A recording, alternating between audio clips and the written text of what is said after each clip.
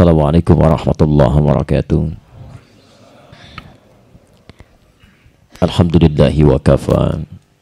Wassalatu wassalamu ala rasulillahil mustafa wa ala alihi wa sahbihi wa man wafa. Amma ba'd. Fa ya ibadallah, usi nafsi wa iyyakum bitaqwallahi faqad fazal muttaqun. Fala tamutunna illa wa antum muslimun. Faqala ta'ala: Ya ayyuhalladzina amanu taqullaha haqqa tuqatih wa la tamutunna illa wa antum muslimun. Ikhwas sekalian, saudara-saudariku, terkhusus para asatidzah, para ulama, dan terlebih khusus Abuya Anda Ibn Uthman hafizallahu ta'ala. Semoga Allah subhanahu wa ta'ala senantiasa memberikan kesehatan, kebaikan, dan insya Allah keberkahan dalam perjalanan hidup beliau insya Allah. Masya Allah, kami sangat bersyukur pada Allah subhanahu wa ta'ala malam ini diberikan kesempatan untuk berada di Terawas. Jalannya begitu berliku untuk sampai ke sini, tapi hasilnya begitu indah. Nikmat pemandangannya, indah tempatnya, dan nyaman untuk dinikmati. Kalau mendapatkan dunia yang begini indah saja, perjalanan yang begitu berliku, maka bagaimana untuk meraih surga dengan segala kenikmatannya? Karena itulah kemudian Nabi SAW saat diturunkan Quran surah Al-An'am ayat 153 itu, posisi paling kiri sebelah bawah di mushafnya, inna hadza sirati mustaqima fattabi'uhu wa la tattabi'us subula. Ini jalanku yang lurus, yang baik, ikuti ini dengan penuh kesungguhan, karena ada tasydid di situ. Tasydid itu dari kata syiddah. Syiddah itu sesuatu yang tidak mudah, keras, kuat, ada tantangan. Makanya kalau Anda membaca kalimat dalam bahasa Arab ada tasydidnya, itu mesti 2 kali lipat, double, awal. Ada tekanan-tekanan di situ. Tapi dengan demikian fattabi'uhu, tetap semangat ikuti itu.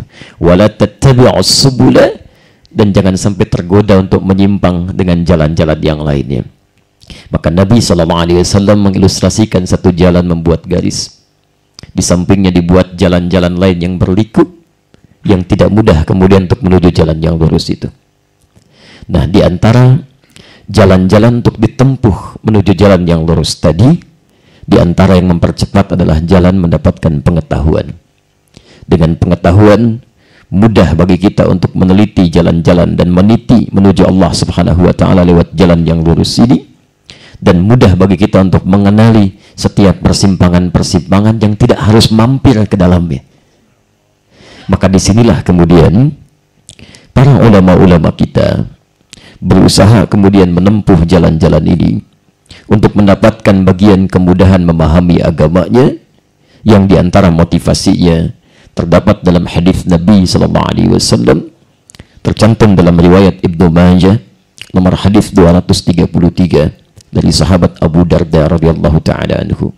Dan saya bermohon pada Allah subhanahu wa ta'ala, semoga siapapun yang berada pada saat ini di tempat ini mendapatkan kemuliaan dari hadis yang akan kami bacakan. Perhatikan kalimatnya. Man salaka tariqa yaltamisu fihi ilma sahhalallahu lahu tariqan ilal jannah. Man salaka tariqa, siapapun, kalimatnya menggunakan man, ismun mausulun yadullu ala al-'ammiyah, huruf kata sambung yang menunjuk pada subjek tapi sifatnya umum, bisa untuk laki-laki, perempuan, besar, kecil, dewasa, muda, baligh, siapapun dia. Nabi menyampaikan man salaka tariqa, siapapun yang menyiapkan dirinya untuk menempuh satu perjalanan, yaltamisu fihi ilma, kemudian dia niatkan, dia rencanakan hanya untuk mempelajari sebagian dari ilmu agamanya, maka Masya Allah, sahhalallahu lahu tariqan ilal jannah, maka semua perjuangannya itu akan dibalas oleh Allah subhanahu wa ta'ala dengan meringankan langkahnya ke surga kelak insyaAllah. Anda tahu hadis ini disampaikan oleh sahabat Abu Darda pada siapa?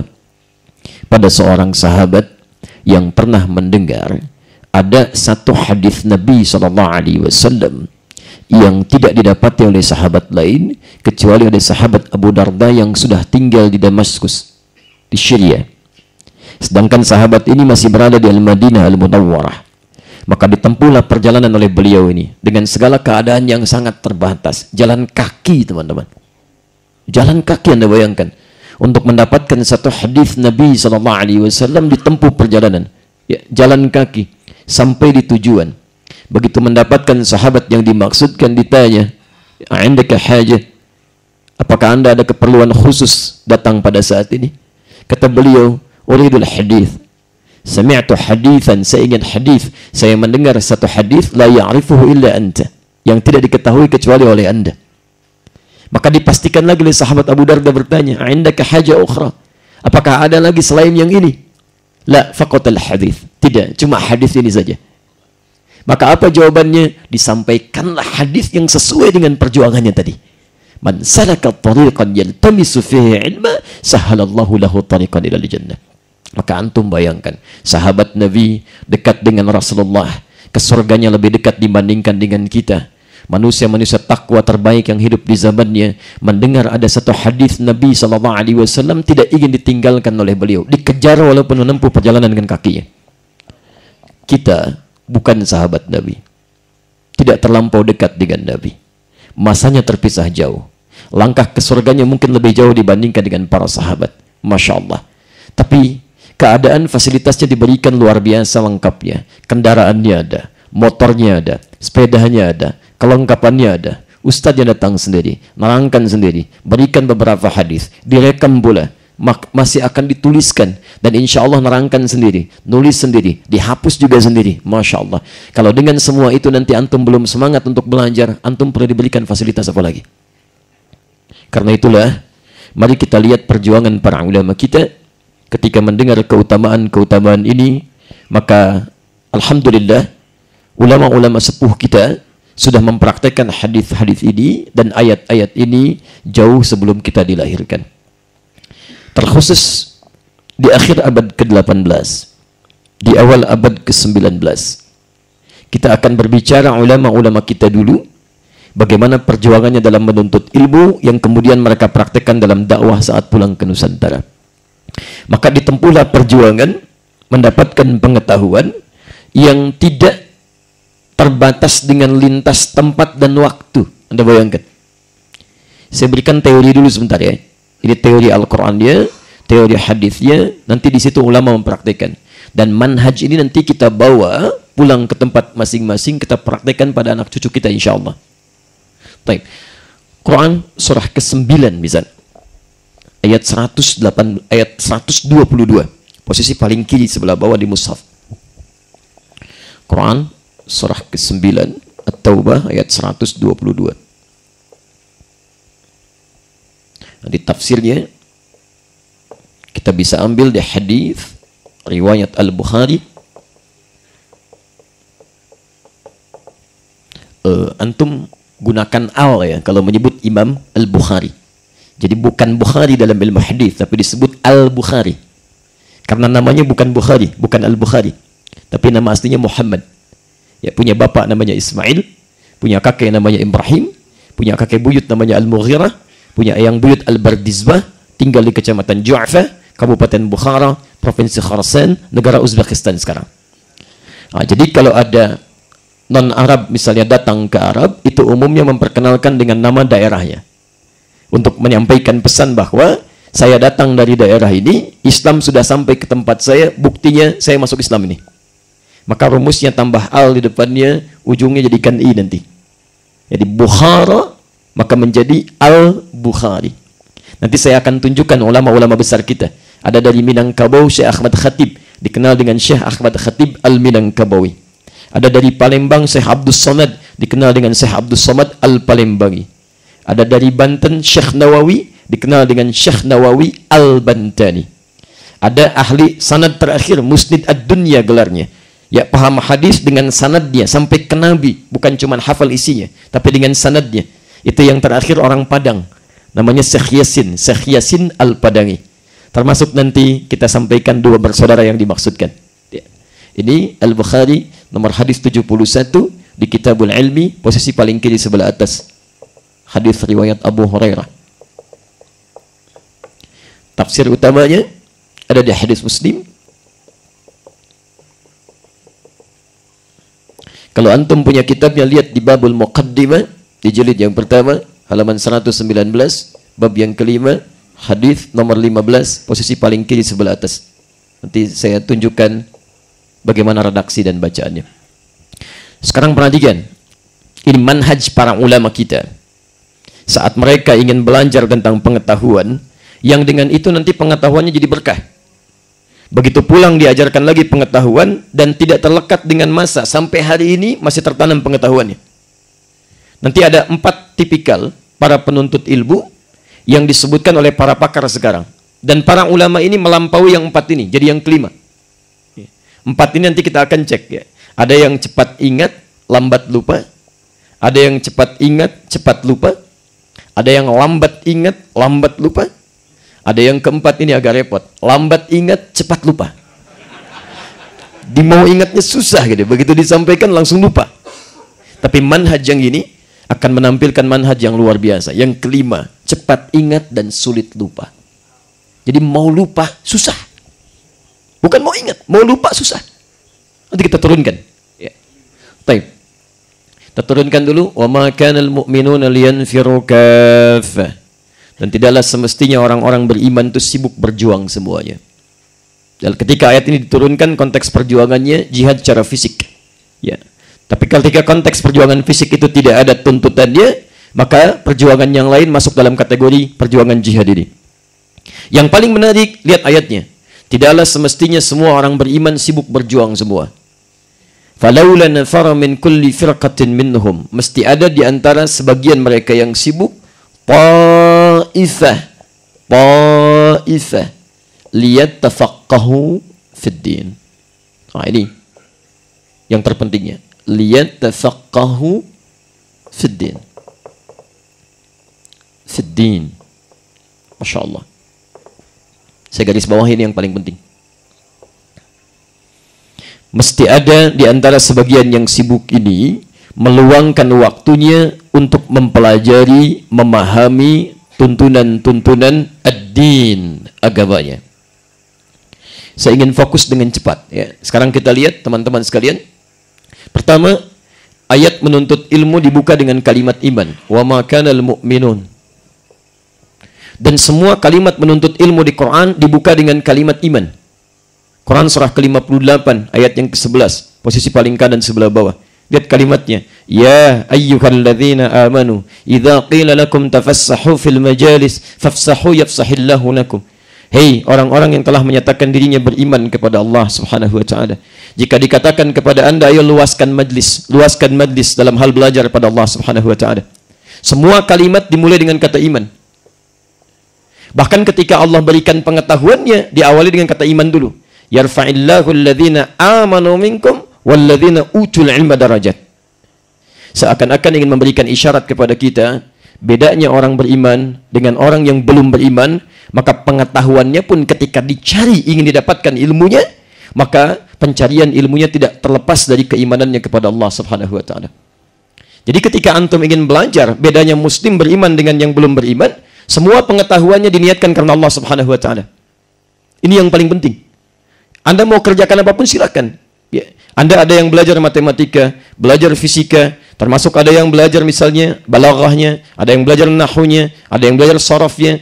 Bedanya orang beriman dengan yang belum beriman, orang Islam itu dia niatkan karena Allah, bukan karena ingin mendapatkan pelajarannya saja. Sekarang, mohon maaf ya, yang belajar bahasa Arab, termasuk pelajaran agama, itu bukan cuma orang beriman saja. Sekarang sudah ada kelas-kelas di Eropa, termasuk di Amerika, yang mempelajari tentang keislaman, Islamic Studies. Bahkan referensinya lebih lengkap dibandingkan dengan kita. Di Leiden itu ada fakultasnya. Ya, di Nijmegen itu ada juga bagiannya. Kemudian di Kanada, di McGill itu ada juga. Termasuk di Amerika sekarang. Di Rusia ada. Di Jepang sudah mulai. Kami beberapa waktu yang lalu ke Tokyo, itu sudah dimulai. Bagaimana mereka meneliti tentang Islam. Jadi kalau antum belajar Quran, mereka pun belajar Quran. Antum belajar hadis, mereka pun belajar hadis. Perbedaannya apa? Kita lakukan semua itu karena Allah Subhanahu wa taala. Ini poinnya. Ketika Anda belajar mengawali dengan iman, dilakukan karena Allah, maka apa yang muncul pertama kali? Pemberian Allah yang membedakan antara orang ikhtiar karena ilmunya saja dengan orang yang ikhtiar karena imannya. Saya berikan contoh misal. Quran surah ke-75 ayat 16 sampai 18. Posisi paling kanan sebelah bawah. Al-Qiyamah. Perhatikan, saat ayat Al-Quran diturunkan oleh Allah kepada Nabi Muhammad SAW, Nabi SAW ingin berikhtiar cepat menghafalkannya dengan kemampuan beliau. Ketika ingin cepat menghafalkan, maka beliau cepat menggerakkan lisannya. Turun ayat Quran, perhatikan kalimatnya. La tuharnik bihi lisanaka lita'jala bih. Muhammad, jangan engkau terlalu cepat melafazkan lisanmu, hanya keinginanmu untuk cepat menghafalkannya. Inna alaina jam'ahu wa qur'ana. Biarkan kami yang menghimpun dalam jiwamu dan kami bacakan kepadamu. Fa idza qara'nahu fattabi' qur'ana. Maka jika kami telah bimbing bacaannya kepadamu, kamu tinggal ikuti saja. Kenapa kalimat di situ ada menggunakan qara'nahu, kami yang bimbing, bukan engkau yang capek berikhtiar? Ingin menunjukkan kesan, kata para ulama tafsir, orang-orang yang melakukan karena Allah Subhanahu wa ta'ala, maka Allah yang akan mempercepat pengetahuannya, menanamkan dalam jiwanya dibandingkan dengan dia yang mencarinya. Makanya silakan antum cek Imam Al-Bukhari, bahkan sebelumnya Imam Asy-Syafi'i, Imam Ahmad bin Hanbal, sebelumnya lagi Imam Malik, Imam Abu Hanifah, ketika mereka mencari pengetahuan dengan izin Allah Subhanahu wa ta'ala, maka pengetahuannya cepat ditanamkan dalam jiwanya. Saya berikan contoh Imam Asy-Syafi'i. Antum kenal Imam Asy-Syafi'i? Kenal di mana? Masya Allah ya. Pernah dengar ya? Muhammad bin Idris Asy-Syafi'i, Masya Allah, lahir 150 Hijrah. Setelah Imam Abu Hanifah meninggal dunia, Asy-Syafi'i lahir. Lahirnya di Gaza, yang sekarang banyak diblokade. Secara singkat saja, beliau pernah datang ke majlisnya Imam Malik. Hanya datang sehari lebih cepat. Imam Malik punya taklim, misal dibuka di hari Rabu, misal saja, beliau datang hari Selasa. Rahmatullah. Saat datang hari Selasa, adabnya terhadap guru tidak mempercepat minta belajar, ditunggu oleh beliau. Tidak mengetuk pintu, tidak memohon, menunggu di depan pintu. Saat menunggu di depan pintu itu, sampai dengan keesokan harinya, kemudian Imam Malik bersiap keluar dari majlisnya, bersiap akan mulai mengajar, lalu memanggil khadimnya. Kata Imam Malik, iftahil bab, buka pintu, di sana ada seorang pemuda yang sudah menunggu.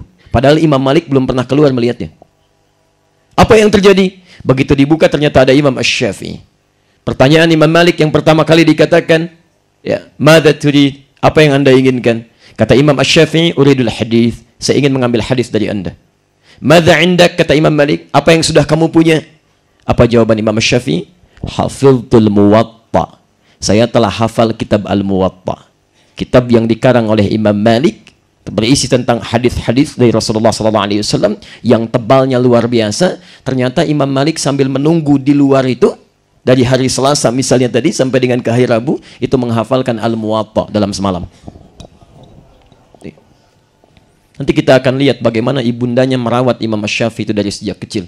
Bagaimana bermohon kepada Allah, bagaimana mendekatkan beliau dengan Allah. Termasuk langkah ini akan diikuti oleh Imam Ahmad bin Hanbal, termasuk oleh Imam Al-Bukhari. Kalau nanti masih ada waktunya, saya akan ceritakan bagaimana Imam Al-Bukhari dari yang buta, tapi mencari pengetahuan dengan iman dan doa ibundanya, kemudian tiba-tiba disembuhkan oleh Allah Subhanahu wa ta'ala. Padahal dihukumi tidak mungkin sembuh oleh para dokter saat itu. Nanti kita lihat di kitab ya Fathul Bari fi Syarah Sahih Al-Bukhari karangan Ibnu Hajar Al-Asqalani di jilid yang pertama halaman 364, posisi paling kiri, paragraf yang ketiga, baris 1 sampai 9. Kita nanti akan lihat ya. Nah, ini pertama. Jadi saya mau tanya dulu nih, antum datang ke sini karena memang mau belajar atau karena Allah? Ingin lihat ustadznya, ingin ketemu Syekh Ibnu Utsman, atau antum ingin belajar karena Allah? Nah, itu tidak mudah tuh. Itu tidak mudah.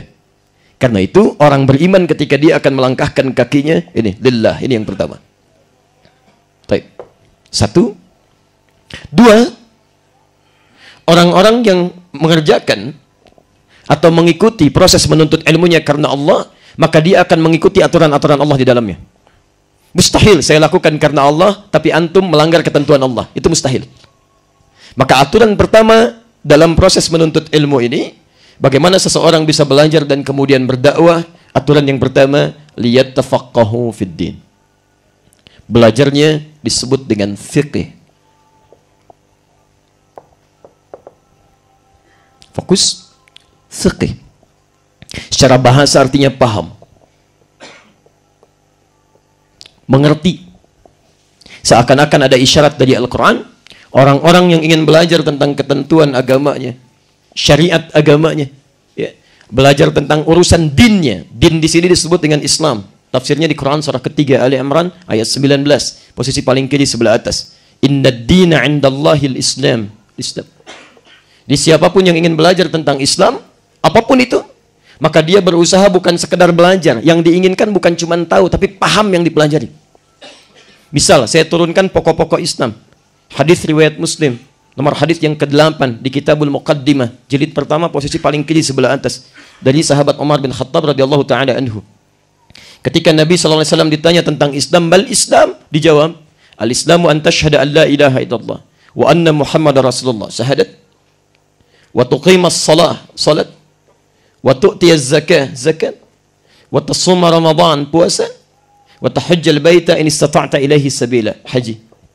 Anda ingin belajar tentang ini semua, misal tentang salat, yang diinginkan orang yang belajar karena iman karena Allah itu bukan sekedar dia belajar tentang salat sekedar tahu saja. Begini cara takbir, ini bacaannya, begini rukuknya, begini sampai dengan salamnya. Bukan itu yang diinginkan.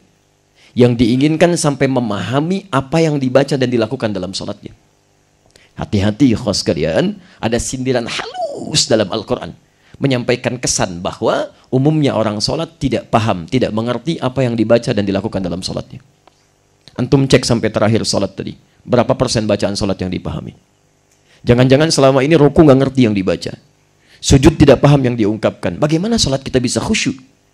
Karena itu semua pelajaran dalam Islam itu menggunakan kata fikih. Silahkan cek, ada nggak pelajaran ilmu salat? Tidak ada, yang ada fikih salat. Ada pelajaran ilmu zakat? Tidak ada, yang ada fikih zakat, fikih umrah, fikih haji. Seakan-akan ingin memberikan pesan kepada kita, orang-orang yang ingin belajar ketentuan dalam ini diharapkan bisa paham tentang apa yang akan dia lakukan. Kami baru kembali dari 2 kota suci, ya, dari Madinah, Al-Munawwarah, dari Mekah beberapa waktu yang lalu. Masya Allah. Sekarang yang haji, yang umrah, saya sering menangis tuh kalau sudah sampai di sana. Bukan menangis karena terharu saja. Ya, Masya Allah, dekat dengan Al-Ka'bah, dekat dengan Masjid Nabi SAW. Tapi menangis karena kadang-kadang sering, ya Allah, haula wala quwwata illa billah, sulit untuk mengungkapkannya. Ada orang-orang yang sudah jual tanahnya, keluarkan hartanya tidak sedikit, datang dengan tenaganya, nyampe ke sana nggak paham apa yang harus dilakukan. Dan tidak sedikit yang sa'inya saja itu lebih soleh dibandingkan dengan Nabi SAW. Nabi cuma 7, dia 14. Dari Safa ke Marwah, Masya Allah. Nabi ngitung Safa ke Marwah 1, dia setengah. Dia, Masya Allah, berangkat setengah. Balik lagi baru dihitung 1.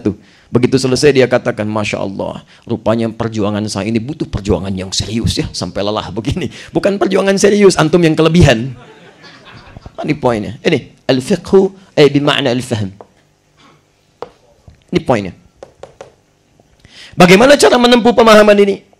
Kalau Anda sudah bisa mendapatkan semua ini, caranya bagaimana? Ditafsir di hadis Muslim, ya, jilid yang pertama, halaman 119, nomor hadis ke-15, di bab yang kelima, posisi paling kiri sebelah atas. Saya turunkan dulu, ya. Saya tepati janji saya dulu ya.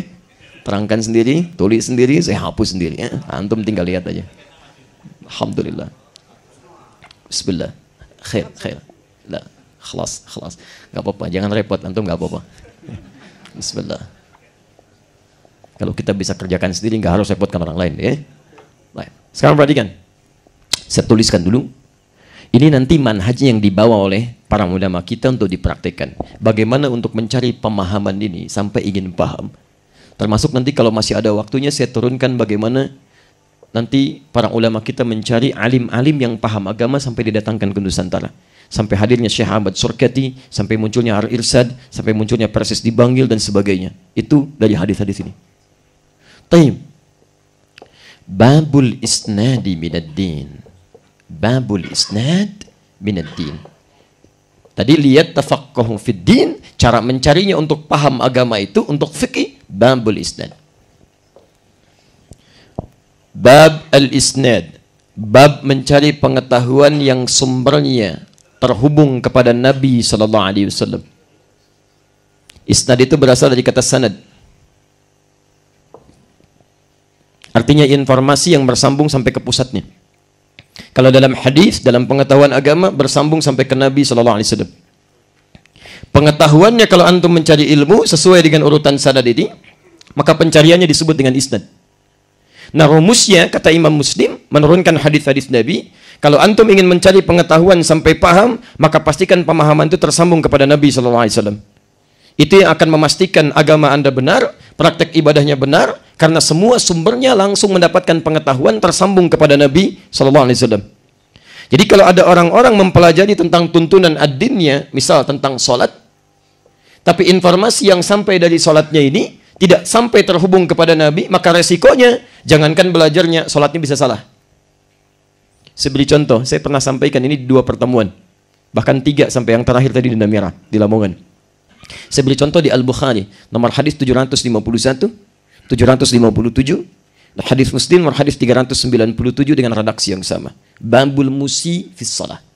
Bab tentang orang yang salatnya bermasalah. Qila bima ma'na? Ja'a rajulun ila Nabi sallallahu alaihi wasallam. Datang seorang lelaki kepada Nabi sallallahu alaihi wasallam. Namanya Khalad Az-Zuraiqi. Kemudian fadakhala ila al-Masjid Nabawi, masuk ke Masjid Nabi. Fa shalla bi jambin Nabi sallallahu alaihi wasallam. Kemudian salat di samping Nabi sallallahu alaihi wasallam. Maka dia mulai bertakbir sampai dengan selesai salam. Falamma sallama yaminan wa shamala, tatkala dia salam ke kanan dan ke kiri, faqala lahu an-nabiy sallallahu alaihi wasallam. Kalimatnya menggunakan fa, harfu atfin ma'a tartibin bila hudud. Huruf perangkai di antara 2 peristiwa tanpa jeda.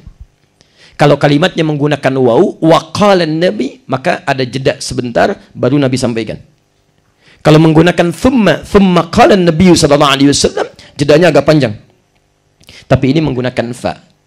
Artinya orang ini baru salam, assalamualaikum warahmatullah, assalamualaikum warahmatullah. Nabi langsung berkata pada orang ini, perhatikan kalimatnya, sholli fa innaka lam tusalli. Anda salat lagi karena Anda belum salat. Padahal sudah salam. Fa'ada salatahu 3 marat. Maka dia mengulang salatnya sampai 3 kali. Faqala lahu an-nabiy sallallahu alaihi wasallam mithla makan. Tapi Nabi tetap mengulang kalimat yang serupa. Kata Nabi, sholli fa innaka lam tusalli. Anda salat lagi karena Anda belum salat. Maka apa yang dikatakan orang ini? Faqala ya Rasulullah ma uhsinu ghairah. Ya Rasulullah, saya tidak bisa lebih baik lagi daripada ini. Alimni, tolong ajarkan saya. Faqala lahu an-nabiy sallallahu alaihi wasallam. Maka dikatakan oleh Nabi sallallahu alaihi wasallam, bagaimana lihat pengajarannya? Idza qumta ila shalah. Kalau salat kamu ingin benar sempurna, lihat kalimatnya, asbighul wudu, sempurnakan dulu wudu, begini caranya. Thumma istaqbilil qiblah, menghadap ke kiblat, begini caranya. Kemudian terus bertakbir sampai dengan salam. Kata para ahli hadis, kalau orang ini yang salah cuman salatnya, akan diterangkan tentang salat. Tapi kemungkinan besar dari wudunya pun sudah keliru, diterangkan dari wudunya. Tapi poinnya, ketika diterangkan oleh Nabi ini, kemudian Nabi berkata yang kalimatnya kita kenal sampai hari ini. Di Al-Bukhari nomor hadis 651. Sallu kama ra'aitumuni usalli. Salatlah kalian, ditujukan kepada kita pesan itu. Salatlah kalian siapapun seperti persis melihat saya salat. Jadi antum nggak bisa sembarangan salat. Kalau salat yang dikerjakan tidak seperti pelajarannya dari contoh Nabi sallallahu alaihi wasallam. Mesti kita pelajari dulu sampai kita mengerti itu. Tapi persoalannya, maaf, pernah nggak melihat Nabi? Antum pernah ketemu Nabi? Di mimpi barangkali? Masya Allah, mimpi aja belum tentu ketemu Nabi. Lantas sekarang diminta belajar seperti Nabi mengajarkan. Bagaimana cara belajarnya? Maka itu yang disebut dengan isnad. Kita telusuri orang-orang yang pernah belajar sampai ketemu dengan Nabi SAW. Itulah yang oleh para ulama kita ditempuh sejak di akhir abad ke-18, di awal abad ke-19. Maka berangkatlah seorang bernama Ahmad Khatib yang dilahirkan di Minangkabau tahun 1860. Kemana berangkatnya? Langsung berangkat ke pusat dakwah pertama kali, pusat risalah. Berangkat ke sumber pertama kali risalah diturunkan, ke Mekah. Karena tidak mungkin saya mendapatkan pelajaran-pelajaran yang bersumber dari Nabi kecuali ke pusat wahyu diturunkan. Ke Mekah beliau datang. Di Madinah beliau belajar. Sampai Masya Allah, bukan sekadar belajar, lihat tafaqahu, sampai memahami betul apa yang dipelajari, ditelisik betul, dipahami dengan baik, Masya Allah, sampai diangkat kemudian menjadi mufti di Masjidil Haram. Di antara ulama sepuh kita yang pernah jadi mufti di Al-Masjidil Haram, paham hadis, paham tafsir, paham fikih. Bukan cuma itu, paham aljabar, paham geometri, paham fisika, Masya Allah. Paham astronomi. Itu Syekh Ahmad Khatib Al-Minangkabawi. Setelahnya menusul generasi setelahnya, Syekh Mahfud dari Termas, dikenal dengan Syekh Mahfud At-Termasi. Fokus paham, yang difokuskan terutama masalah hadis. Sampai beliau mewarisi ya sanad-sanad hadis dari 23 generasi sebelumnya. Sampai dikenal Musnid Ad-Dunya, itu Syekh Mahfud At-Termasi. Yang nanti diwarisi oleh Syekh Yasin dari Padang, dikenal dengan Syekh Yasin Al-Padangi. Ada Syekh Abdul Somad dari dari Palembang, Syekh Abdul Somad Al-Palembangi. Menyusul Syekh Nawawi dari Banten, Syekh Nawawi Al-Bantani. Masya Allah. Apa yang terjadi dari semua pelajaran itu, demi Allah saya katakan, tidaklah mereka belajar menggunakan rumus-rumus manhaj Al-Quran dan ketentuan Nabi ini, kecuali mereka menjadi orang terbaik di masanya. Sesuai dengan sabda Nabi SAW di hadis riwayat Al-Bukhari, nomor hadis 71. Perhatikan kalimatnya. Man yuridillahu bihi khaira yufaqihu fiddin. Yufaqih. Siapapun yang diinginkan oleh Allah Subhanahu wa Ta'ala untuk berubah jadi orang baik, memiliki sifat-sifat kebaikan. Mohon maaf ikhwas sekalian, beda orang baik menurut Allah dengan baik menurut kita. Antum disebut baik oleh orang Trawas, mohon izin, barangkali orang Lamongan belum tentu kenal antum. Antum disebut baik oleh orang Surabaya, orang Jakarta belum pernah mimpi ketemu antum.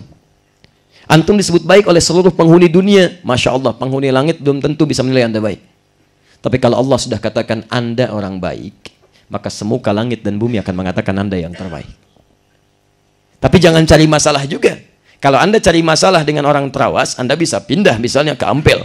Di masalah dengan orang Ampel, anda bisa pindah ke Lamongan. Masalah di Surabaya, pindah ke Jakarta. Masalah di Jawa, pindah ke Sumatera. Masalah di Indonesia, pindah ke Malaysia. Mudah. Tapi kalau anda punya masalah dengan Allah, anda mau lari kemana? Anda celah kitab Allah, anda celah para ulama, anda mau lari kemana? Susah nyarinya. Ya, la haula wala quwwata illa billah. Jangan kaitkan dengan yang lain-lain ya, saya cuma gambarkan masalah umum saja. Baik. Paham sampai sini? Baik. Nah, sekarang kita masuk pada pembahasan intinya. Ini manhaj dari Nabi ya, ingat, Nabi aja sebelum berdakwah diberikan ilmu dulu dan beliau belajar. Nabi kan sebelum berdakwah turun Iqra dulu. Ya, Iqra turun, pelajaran turun, sampai kemudian turun Quran surah Al-Mudaththir. Manhaj dalam berdakwah, sebelum dakwah. Nabi, Rasul, dekat dengan Allah, masuk surga tanpa hisab, kedekatannya luar biasa, surganya tingkat paling tinggi. Sebelum berdakwah, belajar dulu menambah keilmuannya. Antum Nabi bukan, Rasul bukan, surga belum jelas, amalan berantakan, hisab masih menegangkan, pengen berdakwah, belum ada ilmunya, agak repot itu pahami. Agak lelah barangkali gitu. Baik, ketika para ulama ini sudah berada di tanah haram, menjadi mufti di sana, terbukti dengan hadis Nabi SAW, ya, man yuridillahu bihi khaira, siapa yang diinginkan oleh Allah menjadi orang baik, maka dikenal sampai dengan hari ini. Yufaqihu fiddin, maka dilembutkan hatinya, dimudahkan langkahnya untuk mau memahami tuntunan agamanya. Maka muncullah ulama-ulama tadi, saya tuliskan maha gurunya, ya, guru utamanya, Syekh Ahmad Khatib Al-Minangkabawi. Ini yang kita ambil dari kita dulu ya. Nanti kalau ada waktu, saya teruskan yang lain. Contoh-contoh dari luar. Nah, ketika beliau ini sudah mulai mengajar di Al-Masjidil Haram, ya, dari mulai belajarnya, dari mulai mengajarnya dan sebagainya, secara singkat, kemudian datanglah di masa yang tidak terlampau jauh, dua orang bersaudara yang datang dari Nusantara, yang satu nanti ya kelahiran Demak tapi tumbuh kemudian di Jombang, yang satu lebih awal lahirnya di Kauman di Yogyakarta, datanglah kemudian ke Tanah Suci dan singkatnya belajar dengan guru-guru ini, terutama dua guru utama ini. Yang pertama adalah yang dikenal dengan Muhammad Darwish, belum jadi Ahmad Dahlan ya, Muhammad Darwish, Masya Allah. Yang kedua dikenal dengan Muhammad Hashim. Ini lahir tahun 1868. Yang ini lahir tahun 1875. Ya. Fokus pelan-pelan. Sekarang perhatikan. Teman-teman sekalian, kita harus temukan dulu nih. Tadi kan disebutkan dua bersaudara. Dari mana taunya ini dua bersaudara? Kita harus urutkan dulu sampai ketemu. Setelah ketemu, baru kemudian kita teruskan bagaimana cara mereka belajar, sampai dengan pulang dan sampai bisa berdakwah, sampai bikin ormas besar sampai dengan saat ini. Termasuk nanti turunan-turunan yang lainnya. Yuk, kalau kita ingin tahu keduanya bersaudara atau tidak, kita harus lihat nasabnya dulu, kan? Kalau nasabnya sudah ketemu, baru kemudian kita bisa simpulkan keduanya bersaudara atau bukan. Pertama ini, yang lahir duluan dulu. Muhammad Darwish, yang nanti akan dikenal setelah pulang dari Mekah, berubah nama menjadi Ahmad Dahlan, diberikan nama oleh gurunya. Ya, Muhammad Darwish, atau Kiai Haji Ahmad Dahlan, bin Kiai Haji Abu Bakar, bin Kiai Muhammad Sulaiman, bin Kiai Ilyas, bin Kiai Murtada, bin Demang Jurang Juru Sapisan, bin Kiai Gerbek, bin Maulana Ishaq. Bertemu di Syekh Maulana Ishaq. Ayah dari Raden Ainul Yakin yang dikenal dengan Sunan Giri. Saya sampai di sini dulu sebentar. Yang ini, kalau antum buka kitab Syekh Hashim Asy'ari, beliau punya 19 kitab yang dituliskan. Di kitab pertamanya nanti antum bisa lihat Alimul Alim wal Muta'allim, ya, di halaman yang ketiga, posisi paling kiri dari sebelah atas, baris pertama sampai dengan baris ketiga. Disebutkan isbuhu wa nasabuhu, namanya dan nasabnya. Huwa Muhammad Hashim bin Asy'ari bin Abdul Wahid bin Abdul Halim al-mulaqab bi Pangeran Benawa Sultan Hadiwijaya al-masyhur bi Joko Tingkir bin Abdul Aziz bin Abdullah bin Abdul Fattah bin Abdul Aziz bin Maulana Ishaq Walid Raden Ainul Yakin At-Tebu Irangi Al-Jembangi. Nah, ini ketemu di sini nasabnya. Siapa Maulana Ishaq ini? Kalau antum urutkan lagi belajar tentang sejarah, antum akan temukan ternyata Syekh Maulana Ishaq ini adalah satu di antara dua anak seorang tokoh mujahid dakwah dari Mesir yang bernama Syekh Ahmad Jumadil Kubra, yang sekarang masjid dan makamnya itu ada di daerah Semarang. Kalau antum dari Semarang itu ingin masuk ke arah Demak, kemudian belok ke kanan, ya, kemudian mau masuk ke tikungan kiri itu, sebelah kiri ada masjid dengan kubah hijau. Baik, ya, itu masjidnya dikenal dengan Masjid Syekh Ahmad Jumadil Kubra. Beliau punya dua orang anak. Anak pertama dibawa ke Nusantara, ini Maulana Ishaq. Anak keduanya nanti tinggal di Mesir, bernama Syarif Abdullah. Syarif Abdullah ini akan menikah dengan Syarifah Mudaim. Siapa Syarifah Mudaim? Saya turunkan sebentar supaya jelas nasabnya. Bismillah.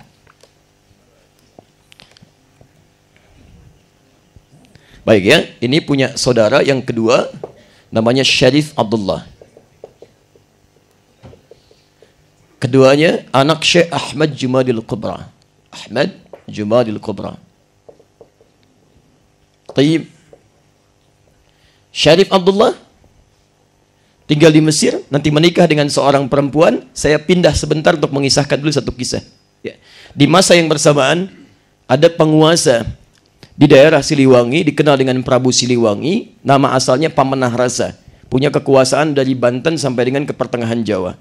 Satu kali ketika beliau sedang mulai melihat-lihat wilayahnya, mampir ke dekat daerah-daerah Karawang, menemukan seorang perempuan muslimah sedang membaca Al-Quran. Tampilannya begitu indah, bacaannya begitu menyentuh ke dalam hati, namanya Nyai Subang Larang. Taib. Maka berminatlah beliau untuk mulai meminang Nyai Subang Larang ini.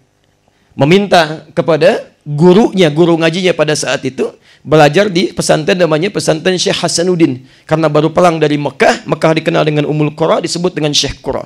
Sampai sekarang di Karawang ada pesantren Syekh Qura. Belajar di situ, disampaikan saya ingin meminang Nyai Subang Larang.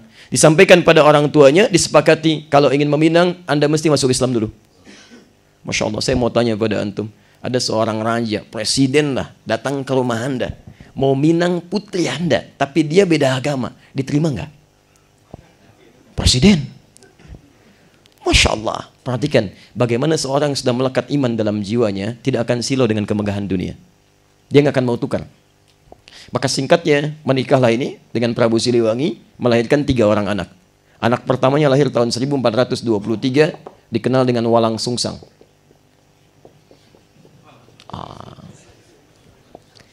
Kemudian nanti diberikan nama Islam. Setelah masuk ke dalam Islam, ya, dia kemudian berproses, diberi nama Abdullah Amin.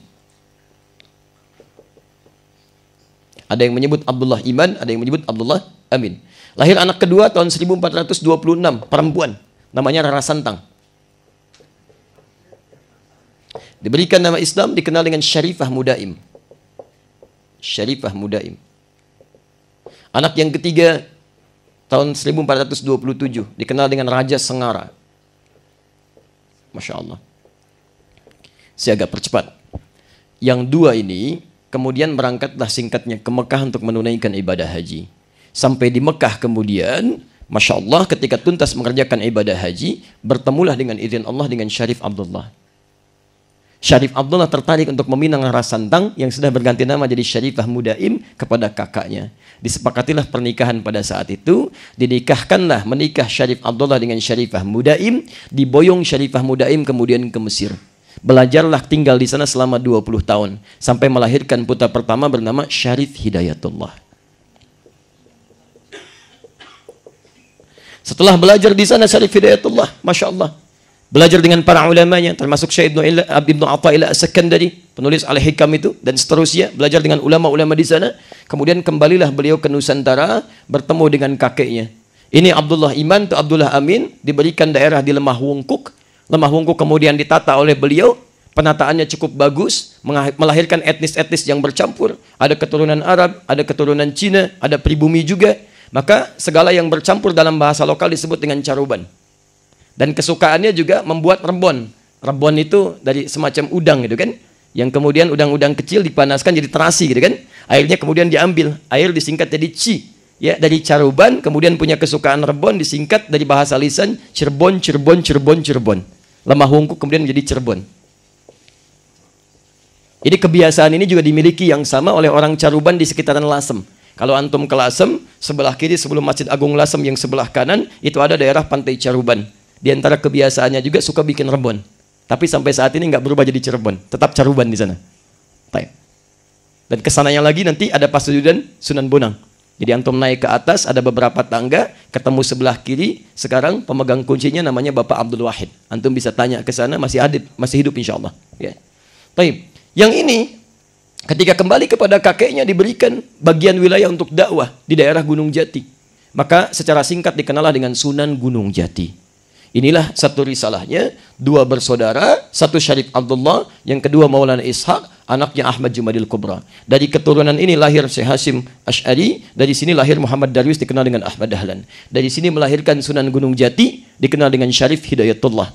Yang nanti punya dua orang anak, anak pertama Muhammad, anak perempuan yang menikah dengan nanti Fathullah atau Fatahillah atau dikenal dengan Fatihan. Yang paling singkat, saya bukan ngarang ini cerita ya. Ini ada juga di beberapa kitab, termasuk tulisannya sejarawan Muslim. Namanya Profesor Ahmad Mansur Suryanegara dalam bukunya Api Sejarah. Pada jilid yang pertama. Antum nanti bisa lihat yang warnanya hitam. Nanti ada turunan-turunan ini. Saya sampai telusuri itu, sampai saya bertemu ahli nasab di Aceh. Sengaja saya datang ke sana, diskusi dengan ahli nasab untuk membenarkan ini benar nggak yang saya pelajari. Dan Masya Allah beliau sampaikan begini. Kita pelajari. Jadi saya tidak suka mendapatkan sesuatu yang tidak jelas sumbernya. Saya akan cari sampai ketemu betul. Kalau ada yang kurang kita koreksi sama-sama gitu ya. Nah, ini anaknya Syekh Ahmad Jumadil Kubra. Siapa Ahmad Jumadil Kubra ini? Ternyata beliau keturunan dari Ali Zainal Al-Kabir. Ali Zainal Al-Kabir keturunan dari Ali Zainal Abidin. Ali Zainal Abidin keturunan dari Al-Husain. Al-Husain adiknya Al-Hasan. Hasan anaknya Ali bin Abi Thalib radhiyallahu taala anhu. Ali bin Abi Thalib suaminya Fatimah Az-Zahra. Fatimah putri Rasulullah sallallahu alaihi wasallam. Muhammad bin Abdullah bin Abdul Muttalib bin Hashim bin Abdul Manaf bin Qusay bin Murrah bin Kilab bin Ka'ab bin Ghalib bin Fihr bin Malik bin Nadar bin Kinana bin Khuzaimah bin Mudrika bin Ilyas alaihi salam bin Nizar bin Mudar bin Ma'ad bin Adnan bin Addi bin Adri bin Muqawwam bin Nahur bin Tarikh bin Ya'rub bin Yasjub bin Nabit bin Ismail alaihissalam bin Ibrahim alaihissalam bin Azar atau bin Nahur bin Abir bin Kinan bin Arfakhshad bin Sam bin Nuh alaihissalam bin Mihlail bin Matushadah bin Kinan bin Anwas bin Thith bin Adam alaihissalam. Jadi baik itu Muhammad Darwish ataupun Muhammad Hashim bin Asy'ari, selain tersambung nasabnya pada Nabi Muhammad sallallahu alaihi wasallam, juga jelas sampai dengan Nabi Adam alaihissalam. Takbir! Allah! Maka dikenallah ini dengan Bani Adam, disebutkan 7 kali dalam Al-Quran. Baik, jadi ulama ini jelas, nasabnya jelas, ilmunya jelas, dan jelas persaudaraannya. Ketemu sekarang? Baik, Alhamdulillah. Kalau sudah ketemu bersaudaranya, baru kita kemudian turunkan cara mereka belajar sampai dengan kembali ke tanah air. Nah, ikhwas sekalian, masih ada waktu kita? Alhamdulillah. Sampai jam berapa kita? Alhamdulillah. Jazakallah. Silakan antum sampai jam 12, saya jam 8 pulang ya. Alhamdulillah, la haula wala quwwata illa billah. Baik. Baik, jazakallah khair. Teruskan dulu ya, sebentar. Teruskan dulu. Nah, teman-teman sekalian, kita lanjutkan dulu. Kalau sudah diketahui keduanya bersaudara, terpaut selisih usia aja 9 tahun, kemudian usia 15 tahun, ya Syekh Muhammad Darwis, Tokoh Haji Ahmad Dahlan, kemudian berangkat ke Mekah, sedangkan Syekh Hashim bin Ash'ari berangkat pada usia 17 tahun. Walaupun keduanya sempat belajar di guru yang sama, di Kiai Haji Soleh Darat di Semarang. Ya, setelah belajar dari situ, dilihat punya keunggulan tertentu, beda dengan murid-murid lainnya, diberikan kemudian hadiah kitab dan diminta untuk langsung belajar secara sanad ke Mekah. Masya Allah, maka berangkatlah kemudian ke Mekah, belajar dari para ulama-ulama, ya terutama Syekh Ahmad Khatib Al-Minangkabawi, kemudian Syekh Mahfud At-Tarmasi dan Syekh yang lainnya. Nah, penting antum ketahui, pada saat itu ketika mereka belajar, ya, itu wilayah Hijaz sudah mulai terjadi gejolak-gejolak politik yang sudah kemudian beralih perpindahan ya kekuasaan, pengaturan sampai dengan hari ini kepada generasi keluarga Ali Saud yang sekarang dikenal dengan Saudi, kan? Nah, kemudian apa yang terjadi? Maka pembelajaran-pembelajaran ini juga sesuai dengan kondisi-kondisi yang terjadi pada saat itu. Dan bukan cuma di Saudi, di seluruh dunia pada saat itu, terutama di dunia-dunia Islam, sedang terjadi perubahan-perubahan pemikiran untuk mengatasi gejolak-gejolak ketertinggalan umat Islam pada saat itu. Maka dikenallah pemikiran-pemikiran seperti Syekh Muhammad Rashid Ridha dengan tafsir Al-Banarnya. Ada Syekh Muhammad Abdu dan sebagainya. Saya tuliskan, misal Muhammad Abdu, Syekh Muhammad Rashid Ridha. Ya. Selain yang tadi ya, selain yang tadi. Ini memberikan pengaruh-pengaruh. Antum jangan kira ya, Syekh Muhammad Darwis baca ini dan memberikan banyak pengaruh dalam perjalanan kehidupan beliau. Kemudian juga sama, Syekh Hashim Ash'ari juga sama, mempelajari ini, membaca kitabnya Muhammad Rashid Ridha, membaca kitabnya Muhammad Abdu. Cuma yang harus Anda catat di sini, keduanya punya keunikan yang berbeda. Sekalipun dua bersaudara, punya niat yang sama untuk paham, untuk belajar agama, tapi punya keunikan berbeda. Yang satu senang praktek pada praktek aplikasi, jadi senangnya langsung dakwah aplikatif. Yang satu senang mempelajari sumber keilmuan, digali terus, mencari sanad, mencari sanad, mencari sanad. Baik. Yang ini senang dengan ilmu aplikasi. Yang satu lagi senang dalam tataran sifat keilmuan.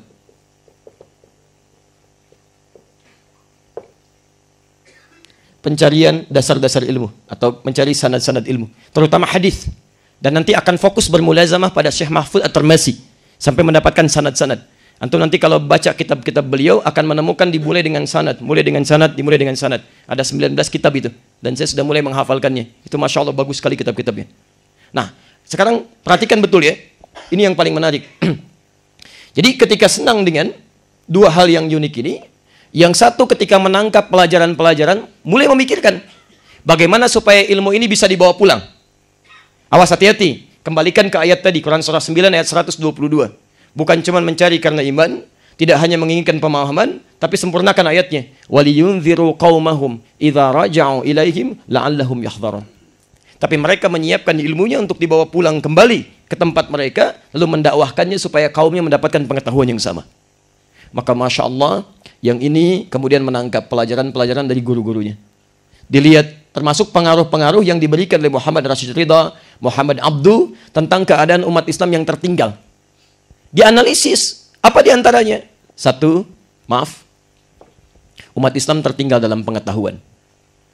Bukan karena ilmunya, karena cara mendapatkan pengetahuannya. Terkait modernisme, cara belajar. Alat-alatnya tertinggal. Ya.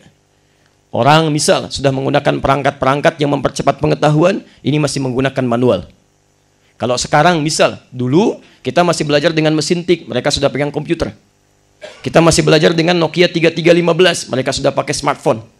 Ya, itu cepat, aksesnya cepat. Internet kita masih 3G, mereka sudah 4G. Giliran kita 4G, mereka sudah menunjukkan yang lebih lagi di atasnya. Ya. Bahkan saya pernah menemukan dokumen dalam pemetaan dakwah itu Masya Allah. Di Barat itu sudah merencanakan 20 tahun sebelum perkembangan di daerah-daerah seperti Indonesia. Jadi perbedaan percepatan teknologi dan sebagainya, itu di kisaran tahun awal 2000 itu jedanya 20 tahun. Jadi yang ada di kita tahun 80, mereka sudah sampai ke level tahun 2000. Yang di kita berada di tahun 90, mereka sudah 2010. Perkembangannya demikian. Tapi mudah-mudahan nanti ada percepatan-percepatan yang bisa mengimbangi insya Allah. Ya, insya Allah. Baik, ini poinnya. Jadi ini yang pertama. Kedua, ini poinnya. Masih berkutat pada hal-hal yang tidak penting. Bahkan, nah ini yang paling penting. Di antara yang tidak penting ini, bahkan bisa memengaruhi pola ibadahnya kepada Allah Subhanahu wa Ta'ala. Ada persoalan serius dalam persoalan tauhid. Kurang yakin dengan Allah, salah dalam cara beribadah, kurang mendekat kepada Allah dengan cara yang benar, maka dirumuskan oleh Kiai Haji Ahmad Dahlan, dipikirkan oleh beliau, direnungkan. Saya mesti memiliki wadah saat akan kembali nanti. Mesti punya cara bagaimana mengembalikan umat Islam Indonesia yang juga tertinggal, yang berada dalam penjajahan, yang tertekan selama ratusan tahun, bagaimana keluar dari nilai-nilai ini. Mesti dibuat sesuatu yang bisa mengembangkan pola mereka belajar. Bukan ilmunya, tapi cara belajarnya mesti lebih maju. Setidaknya untuk bisa mengangkat umat Islam di Nusantara supaya membebaskan penjajahan dari Belanda. Dan yang kedua ini, bagaimana kemudian tauhidnya bisa benar sehingga mengerjakan sesuatu karena Allah Subhanahu wa Ta'ala. Sedangkan saudaranya yang ini fokus ya, saling ini hikmahnya. Ketika Allah menanamkan dua keunikan berbeda, ternyata di situ Allah ingin melengkapi satu dengan yang lainnya. Ketika saudaranya fokus dengan nilai aplikatif, yang ini fokus dengan referensinya, dengan turathnya. Maka dipelajari turunan kitabnya, dirangkum oleh beliau, dipelajari siang dan malam, sampai menulis beberapa kitab. Sampai ketika pulang ke Nusantara, insya Allah beliau kemudian merumuskan kitab-kitab sampai menulis 19 kitab. Yang ini diaplikasikan oleh Muhammad Darwish tadi. Yang ini diaplikasikan oleh Syekh Muhammad Hashim bin Ash'ari. Saya percepat, sedikit agak cepat. Pulanglah ke Nusantara, keduanya ini. Saat kembali ke Nusantara, ya, kisaran tahun 1905 terdapat pertemuan. Diinisiasi oleh para habaib, para ulama yang saat itu berkumpul di dua titik di Jakarta. Ada di Tanah Abang dengan daerah Krukut. Ada 5 orang pada saat itu yang paling utama. Ya, ada Habib Abdurrahman, kan? Ada Syekh Habib Al-Faraj, ada Syekh Habib Syekhan dan sebagainya. Ada 5 orang pada situ berkumpul. Ya. Apa yang dibicarakan oleh mereka? Ternyata yang dibicarakan adalah renungan-renungan dua ulama ini. Kita tertinggal dari aspek pendidikan. Kita tertinggal dari aspek berbagai hal. Sampai sekarang belum terbebas dari penjajahan Belanda. Maka dikumpulkanlah di situ, disepakati kita harus bersinergi satu dengan yang lainnya. Ini yang harus antum garis bawahi. Ulama kita ketika membuat sebuah target tujuan, targetnya bukan persoalan siapa yang unggul. Tujuan utamanya kita punya masalah sekarang. Kita mesti membebaskan diri kita dari masalah ini. Ada penjajahan, ada ketertinggalan. Tujuannya sama. Maka bagaimana caranya kita bisa mengentaskan ini? Ya, dengan kemampuan-kemampuan dan kendaraan-kendaraan yang mungkin beda-beda. Ini punya kelebihan ini punya kelebihan ini punya kelebihan ini. Bagaimana caranya kita bisa mencapai target ini, kita entaskan ini dengan mensinergikan satu dengan yang lainnya. Maka diundanglah kemudian para tokoh-tokoh berkumpul di situ. Ada yang datang dari Surabaya, Masya Allah. Ada yang datang dari Solo, ada yang datang dari Yogyakarta, termasuk Syekh Ahmad Dahlan. Ya, beliau datang, kumpul di situ, maka disepakatilah untuk mendirikan Jamiatul Khair. Ini jamiah pertama yang didirikan di Nusantara yang fokus pada bidang pendidikan dulu. Tapi yang paling indah, tersebarlah kemudian mereka semua. Saat tersebar itulah Masya Allah, di tahun 1911, saat Jamiatul Khair bersiap-siap mencanangkan bagaimana mendapatkan pendidikan dengan institusi yang sanadnya tersambung kepada Nabi. Antum tahu apa yang terjadi? Itu mencari guru luar biasa, Pak. Mencari gurunya itu bukan lokal. Dicari sampai betul-betul mendapatkan guru terbaik. Maka mereka sepakati, untuk yang sekarang kita akan temukan guru terbaik. Dicek sampai ke Mekah. Ditemukanlah seorang sosok bernama Syekh Ahmad Surkati. Ahmad Surkati, orang Sudan asalnya. Ya, Sur itu asalnya ahli dalam bahasa Sudan. Kati artinya kitab. Di orang yang sangat lekat dengan kitab. Ya, sering baca, Masya Allah. Dan luar biasa Syekh Ahmad Surkati. Maka dimintakan beliau saat itu berada di Mekah untuk datang ke Nusantara. Jangan dibayangkan pakai pesawat. Belum ada. Jadi Anda bisa bayangkan demi mendapatkan seorang guru yang benar, bersanad seperti Nabi tadi tunjukkan, itu rela merencanakan, bikin perjalanan, naik kapal laut, sampai di sana. Masya Allah, jaraknya tidak mudah. Sebagian orang tua kita mungkin mengalami ibadah haji itu kan. Dari berangkat sampai pulang, mungkin 6 bulan. Begitu pulang udah pada lupa masyarakat itu kan. Bisa terjadi. Tapi ini, tahun 1905 direncanakan, tahun 1911, Syekh Ahmad Surkati baru bisa datang ke Nusantara. Tahun 1911 ini di Solo perwakilan Haji Saman Hudi menghimpun para pengusaha, mendirikan Syarikat Dagang Islam, didirikan oleh beliau, dihimpun para pengusahanya, saudagar-saudagar muslimnya. Ayo kita mesti berjuang nih, ya bersinergi dengan yang lainnya, karena ini ada yang harus dibebaskan di sini. Di Surabaya diinisiasi oleh Haji Omar Said Cokro Aminoto, host Cokro Aminoto. Siapa dia yang disiapkan oleh beliau? Para pemikir-pemikir muslim. Di sana belajar, termasuk Insinyur Soekarno. Belajar di sana. Diajarkan oleh beliau nilai-nilai kebaikan dan seterusnya. Kemudian Kiai Ahmad Dahlan pulang kemudian ke Kauman. Di situ mendirikan apa? Beliau mendirikan setahun kemudian persyarikatan diberi nama dengan Muhammadiyah. Nanti saya terangkan kenapa disebut dengan Muhammadiyah. Untuk mempraktekkan nilai ini. Kiai Haji Masyadi pulang kemudian ke Jombang, ya, beliau masih fokus. Ya, masih fokus dengan meneruskan kajian-kajian kitabnya, fokus meneruskan warisan pesantrennya dan mendidik para santrinya. Belum mendirikan apa-apa. Fokus untuk menanamkan nilai-nilai ini. Tapi tolong garis bawahi dulu. Yang paling indah dari para ulama kita, setelah masing-masing punya ilmu dan pengetahuan, yang paling indah, mereka semuanya bisa berkumpul, bersinergi untuk mencapai tujuan yang sama. Silakan antum lihat, dari sejak zaman-zaman ini nggak ada keributan-keributan. Nggak ada perselisihan itu. Semuanya bekerja sama. Dan hasilnya apa? Indonesia. Saya mau lompat cepat saja ke sini.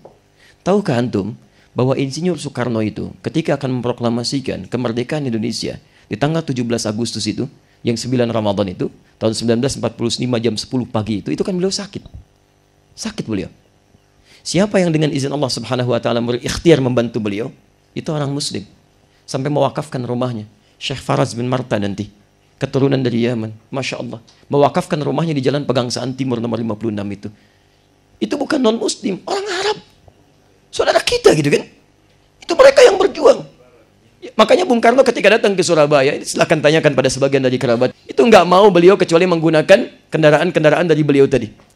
Ya, Syekh Farad yang memberikannya, ngasih madu Arab di situ, sampai kuat kembali, sampai pulih kembali, sampai ketika diproklamasikan kemudian kemerdekaan Indonesia, siapa yang berjuang? Orang Islam. Siapa yang bantu? Orang Islam. Makanya agak aneh sekarang, yang jajah non-Muslim, orangnya orang Belanda, ada orang Portugis, ada orang Jepang. Kok sekarang pada sini pada orang Arab? Orang Arab gak pernah jajah orang Indonesia. Orang-orang gak pernah berbuat sinis pada orang Indonesia. Mereka yang bantu kemerdekaan kita, yang mereka menyokong kebaikan kita, Muslim bertemu dengan kita, berintegrasi dengan kita, bersinergi dengan kita. Kenapa sekarang jadi pada rame? Barangkali agak kurang sehat saat ini ya. Ini poinnya. Apa yang salah gitu kan?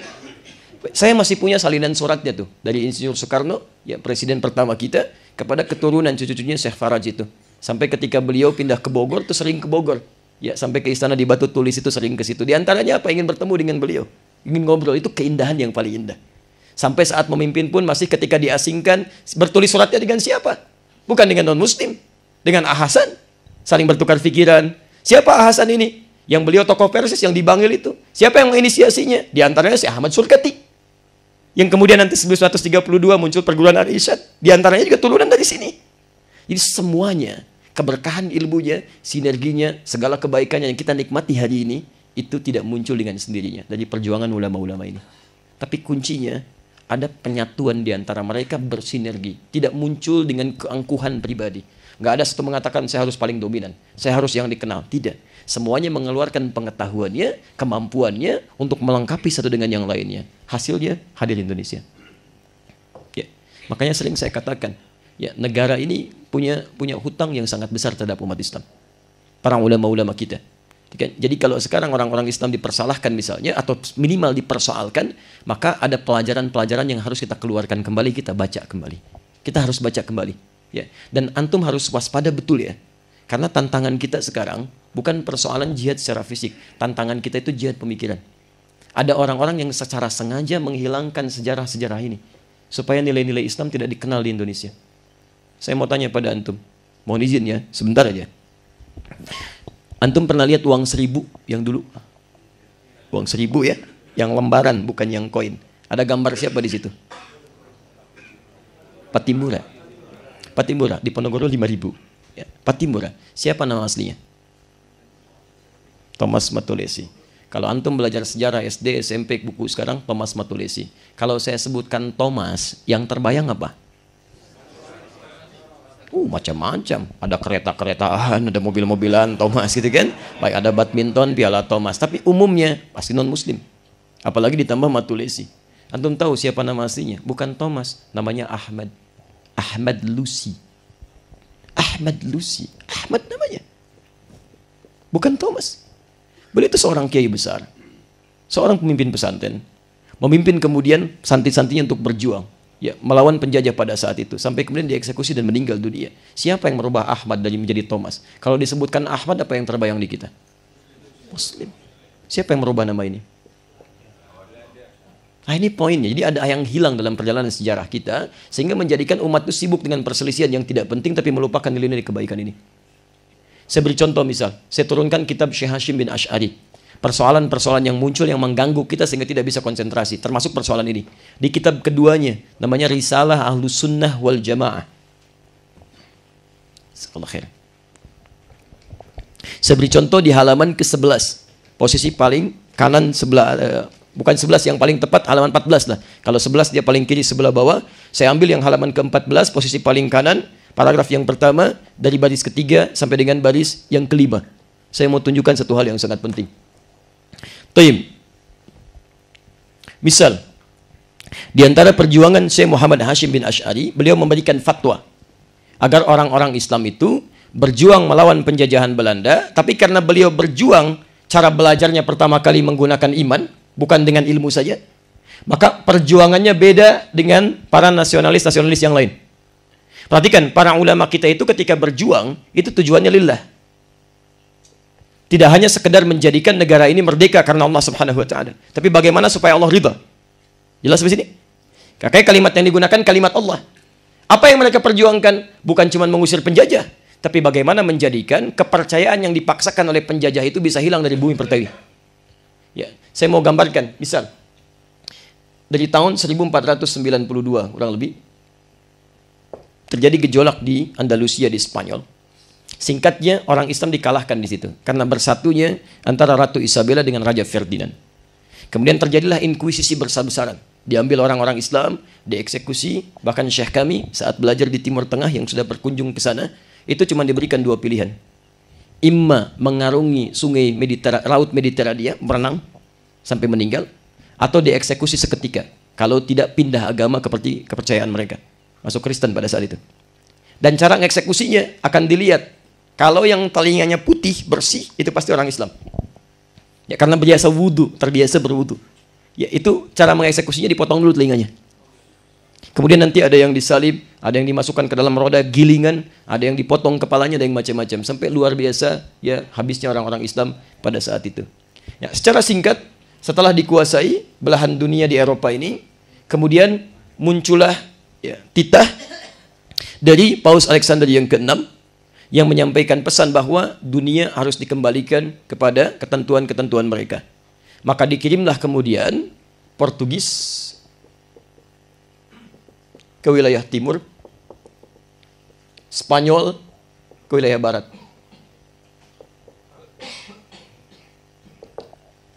Yang Portugis ke timur, yang Spanyol ke barat. Masing-masing membawa misi 3G. 3G. Gold, Glory, dan Gospel. Ini sudah dikenal, tidak ada yang bisa mengingkari ini. Silakan antum cek. Gold mencari emas, mencari berbagai harta kekayaan bisa dikumpulkan. Glory melakukan ekspansi, penjajahan. Gospel menyebarkan misi, meluruskan domba-domba yang tersesat. Taib. Apa yang terjadi? Saya tepikan dulu ini, saya pindahkan ke sini. Maka masuklah kemudian Portugis secara singkat, asalnya nyasar dulu ke wilayah Goa ke India. Kemudian kembali meng-hire Ahmad bin Majid, seorang navigator muslim. Ya, dia tidak tahu kalau dibawa untuk menjajah. Yang dia pikirkan dikira di-hire untuk menuntun perjalanan. Ternyata masuklah tahun 1511 ke Malaka. Malaka. Lihat kalimatnya. Malaka. Ditulis dengan bahasa Arab dulu. Koinnya masih ada. Malaka ini bukan berasal dari bahasa Indonesia. Dari kata malakun, jamannya mulukun. Yang menjadi Maluku diserat dalam bahasa lokal. Maluku. Kenapa dikatakan dengan Maluku? Karena dulu banyak kerajaan-kerajaan Islam di situ. Ada Ternate, ada Tidore, ada Bacan, ada Ambon, ada macam-macam. Jadi sudah Muslim. Antum jangan sampai ada orang yang antum telan bulat-bulat misalnya. Ya, hati-hati, telan bulat-bulat itu bahaya. Jeruk aja ditelan bulat-bulat bisa bahaya gitu kan. Duren telan bulat-bulat bisa bahaya. Apalagi informasi. Baik, ada yang mengatakan wilayah timur itu non-Muslim. Kata siapa? Sampai ke Ambon, ke Papua bahkan yang duluan itu Muslim masuk ke sana. Sudah Muslim duluan. Dari barat sampai dengan ke timur. Dari Sabang sampai dengan Merauke. Itu asalnya Muslim. Kebanyakan Muslim. Muslim asalnya.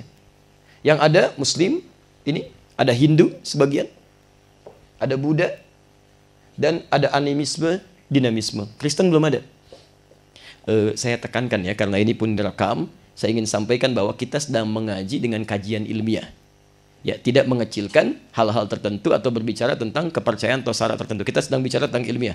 Jadi kalau nanti dipersoalkan, kita boleh berargumentasi dengan dasar-dasar ilmiah. Sepakat ya? Nah, karena ini sedang agak sensitif isunya gitu ya. Nanti saya pulang ke Jakarta tiba-tiba jadi tersangka gitu ya. Insya Allah khair. Ya, insya Allah khair. Baik, mari kita lihat. Sekarang perhatikan. Yang ada Islam, orangnya Muslim. Ada Hindu, ada Buddha, ada animisme, ada dinamisme. Kristen belum ada. Kapan muncul? Ini datang di bawah Portugis tahun 1511. Cara datangnya beda dengan yang lain. Sekarang antum lihat ya, sejak Muslim memegang tampuk kepemimpinan di Nusantara sebelum jadi Indonesia, ini Hindu, Buddha, animisme, dinamisme nggak ada masalah Pak. Jalan aja, transaksi jalan, perdagangan jalan, bisnis jalan, bahkan koin-koinnya jalan, nggak ada masalah. Yang jadi masalah itu ketika Portugis datang, karena mereka ketika datang memaksakan pola ini. Kita harus dapatkan sebanyak-banyaknya ini rempah-rempah. Dari mana sumbernya? Ketika datang, orang lain bawa barang, sifatnya kan baru pertukaran. Jadi barang dibawa, ditukar dengan yang ingin didapatkan.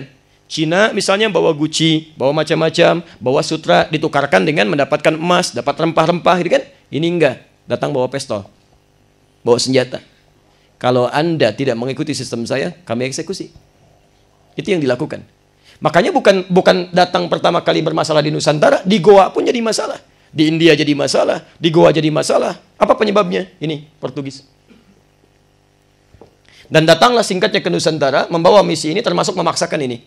Ketika mereka datang, yang pertama dilakukan, ya setelah memaksakan untuk mendapatkan ini, membangun pusat ibadahnya. Dikenal dengan bahasa Latin, bahasa Portugis dengan igreja. Dia bangun igreja. Ya.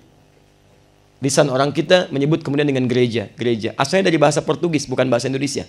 Igreja, igreja, igreja. Orang kita kan nggak senang dengan yang panjang-panjang, disingkat yang ujungnya itu paling gampang.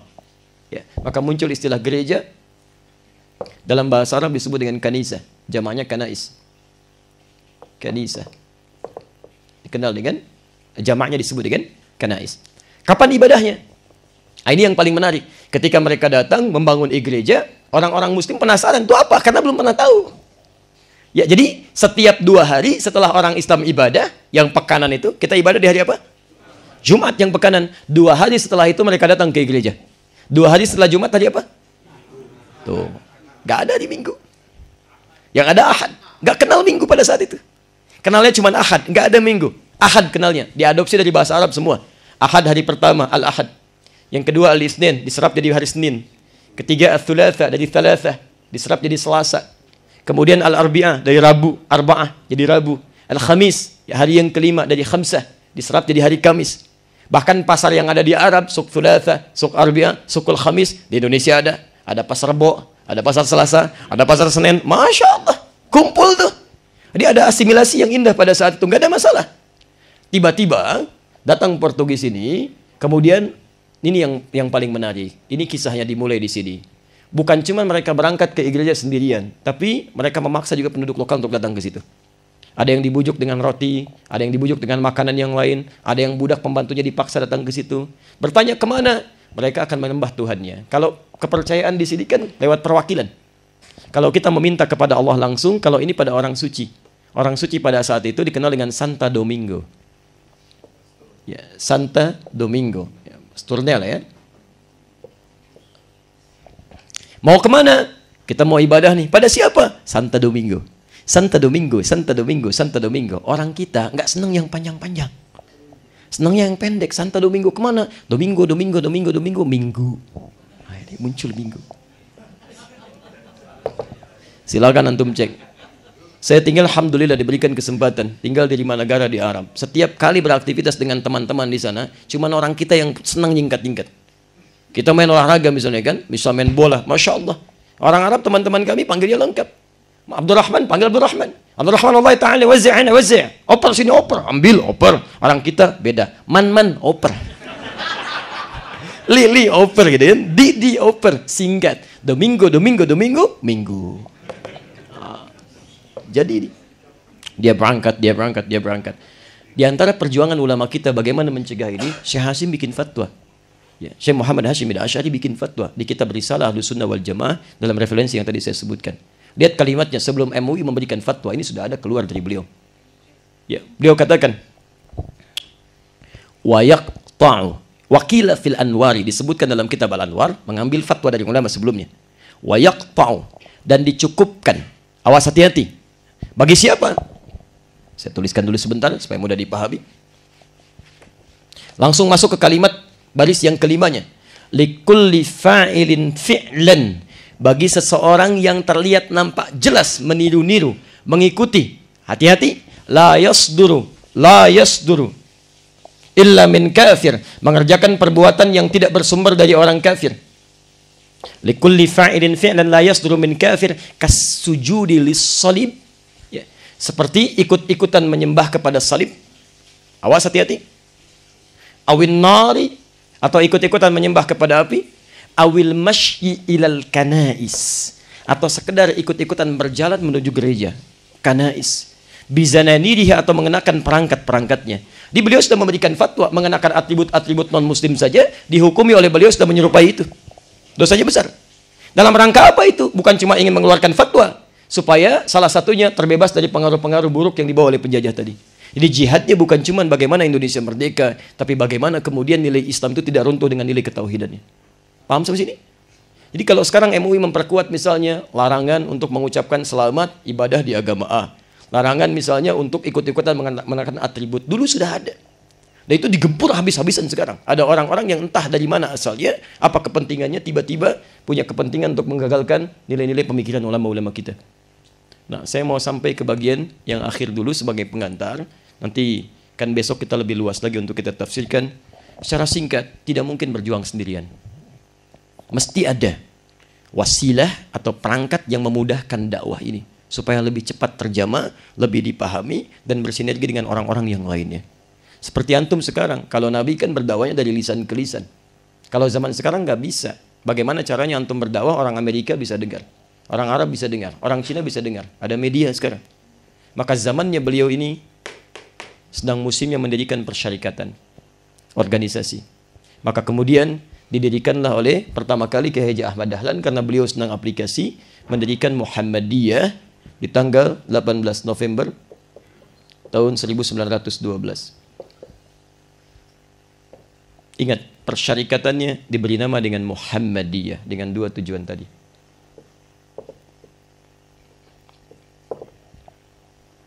Nanti menyusul kemudian, ya, 14 tahun setelahnya, 31 Januari tahun 1926, Kiai Haji Muhammad Hashim bin Asy'ari mendirikan Nahdlatul Ulama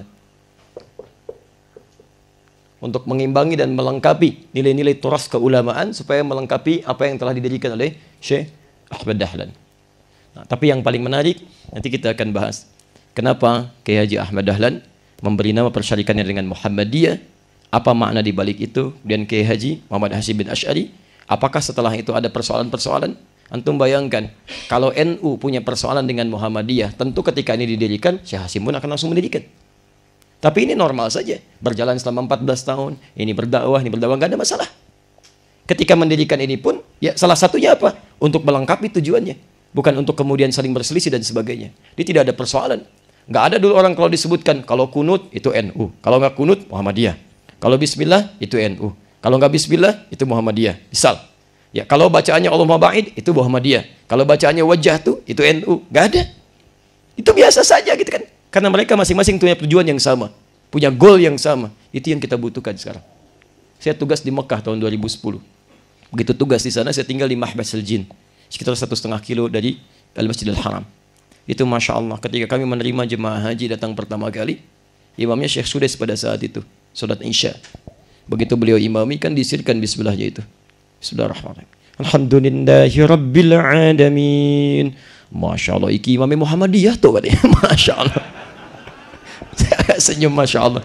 Saya sudah Muhammadiyah gitu ya. Baik. Begitu besoknya nggak kunut, apa saya bilang? Di Muhammadiyah kan? Jadi ada yang harus diedukasi di masyarakat kita bahwa nggak seperti itu dulu ya. Ada satu kebersamaan di sini. Termasuk nanti munculnya Persis, munculnya Al-Irsyad, munculnya Dewan Dakwah Islamiyah dan sebagainya. Dan yang paling indah itu ada beberapa hal yang harus kita kemudian sinergikan. Kita harus belajar sama-sama terbuka. Ayo silaturahim. Ayo belajar kuatkan. Nanti kita gali lebih dalam penamaan tentang ini. Jangan-jangan sekarang yang ikut Muhammadiyah tapi tidak seperti yang diinginkan dari namanya. Atau yang ikut NU tidak seperti yang diharapkan dari namanya. Nanti kita lihat. Kami mengajar di Tripoli. Di antara murid saya, ya kemudian ada yang dari pesantren Iskariban itu. Datang dan belajar, kita mengisi halaqah, dia belajar, saya kasih tugas. Di antara teman-teman, ayo ke Indonesia, coba cek bagaimana perkembangan dakwah di Indonesia. Sebelum kami pulang ke sini. Bawa data, kita pelajari, kita berdakwah dengan baik. Begitu kami tanya, antum kemarin kemana? Ke sini Ustaz. Ayo coba bagaimana hasilnya? Saya tanya di masyarakat Ustaz. Bagaimana di sini? Umat Islamnya berapa persen? Alhamdulillah Ustaz, umat Islamnya 95%. Masya Allah. Yang 5% apa? Muhammadiyah.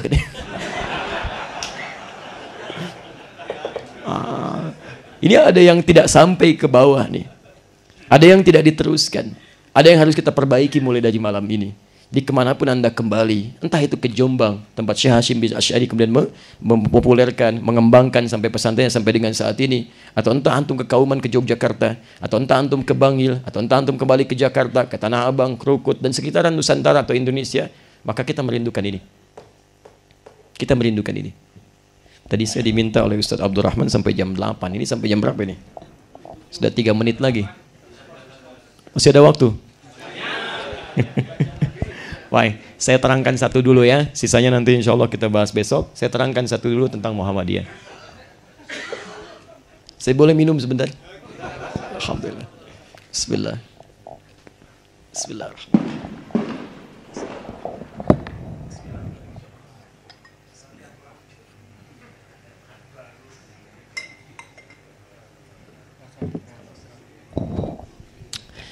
Jadi anugerah Allah pada belajar seperti ini, saya berikan berita gembira dulu. Orang-orang yang belajar dengan benar, sesuai dengan manhaj ini, maka di antara perubahan yang terjadi, Allah akan jaga dia dari berbuat maksiat. Jadi kalau antum belajarnya benar, itu imannya akan diangkat oleh Allah. Pengetahuan diberikan dan dijaga dari maksiat. Itu janji Allah di Quran, surah ke-58 ayat ke-11. Taib. Sekarang fokus pelan-pelan ya. Saya berikan contoh gini. Dulu ada seorang yang punya latar belakang yang buruk luar biasa. Ini kisah nyata. Jadi orang ini hidup di lingkungan yang tidak baik, terlibat dalam banyak pencurian, banyak kemaksiatan. Singkatnya datang petunjuk Allah. Ada sentuhan di hati untuk berubah. Ketika dia berkonsultasi pada seorang syekh, "Syekh, saya begini ingin berubah." Kata syekhnya, "Tidak ada yang tidak mungkin untuk berubah. Silahkan kamu coba sampaikan." Begitu disampaikan, kamu ini tidak menjadi baik bukan karena nggak baik, tapi lingkungan kamu nggak bagus. Tinggalkan tempat itu, berhijrahlah, kamu kejar seorang syekh di sana, belajar ke sana. Apa yang terjadi teman-teman sekalian? Ini nyata. Ketika dia berusaha untuk belajar, memperbaiki diri dan benar niatnya, ini yang antum harus garis bawahi betul di sini betapa anugerah Allah itu luar biasa indahnya. Dia berangkat. Kemudian sampai di tempat itu, dia menemukan seorang syekh yang dimaksudkan tinggal di masjid. Sederhana hidupnya. Makannya cuma kurma, minumnya air putih gitu kan. Masya Allah. Begitu sampai di tempat itu, di masjid, dia sampaikan, "Saya diutus oleh guru fulan untuk belajar kepada anda." Kata syekhnya, ini seperti Nabi Khidir berkata kepada Musa, "Innaka lan tastati'a ma'iya sabra." Saya takut engkau nggak sabar dengan saya. Saya makannya cuma kurma, minumnya air putih. Kata pemuda ini, "Insya Allah saya mencoba bersabar." Maka dia mulai tinggal di masjid itu dengan syekhnya. Dia berkhidmat, dia belajar. Hari pertama berangkat dengan baik. Hari kedua berjalan baik. Hari ketiga setan mulai datang. Maksud saya ingin sampaikan manhaj begini. Mungkin saat antum berangkat, ini fitrahnya akan begini. Awal-awal semangat, jam 6 semangat, setengah 7 semangat, jam 7 semangat, jam 8 setan mulai datang. Ada ngantuk, ada macam-macam, kan? Ada mulai sibuk macam-macam. Ini, setan mulai datang. Mengatakan pada pemuda ini, kamu lihat, kamu baru 3 hari di sini, makan cuma dengan korma, minum air putih. Kamu mungkin bisa tahan, tapi syekh kamu mungkin sudah bertahun-tahun di sini. Kenapa kamu tidak menjadi murid yang baik, berkhidmat kepada syekh kamu, carikan makanan terbaik. Ayo keluar cari. Lihat masuk dengan cara yang halus. Apa yang terjadi? Masya Allah.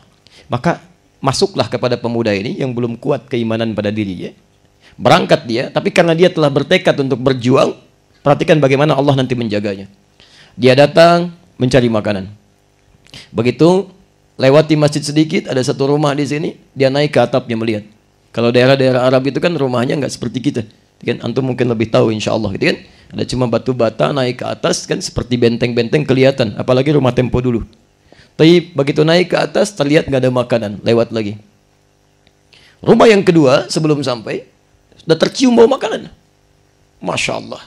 Begitu naik ngintip ke atas sudah langsung kelihatan bagian dapurnya ada satu panci mengeluarkan asap yang sangat aromanya luar biasa tercium bagus. Maka mulai muncul bisikan, coba cek lihat. Ada apa di situ? Dia turun ke sini. Dia masuk, dia buka pancinya. Begitu dia buka, ternyata ada 3 terong yang sudah matang. Baunya luar biasa harum. Perhatikan bisikannya. Ambil terong itu, coba.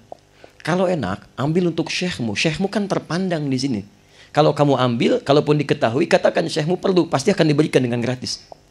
Bagaimana setan kadang-kadang masuk kepada kita dalam suasana yang belum tentu bisa seperti itu.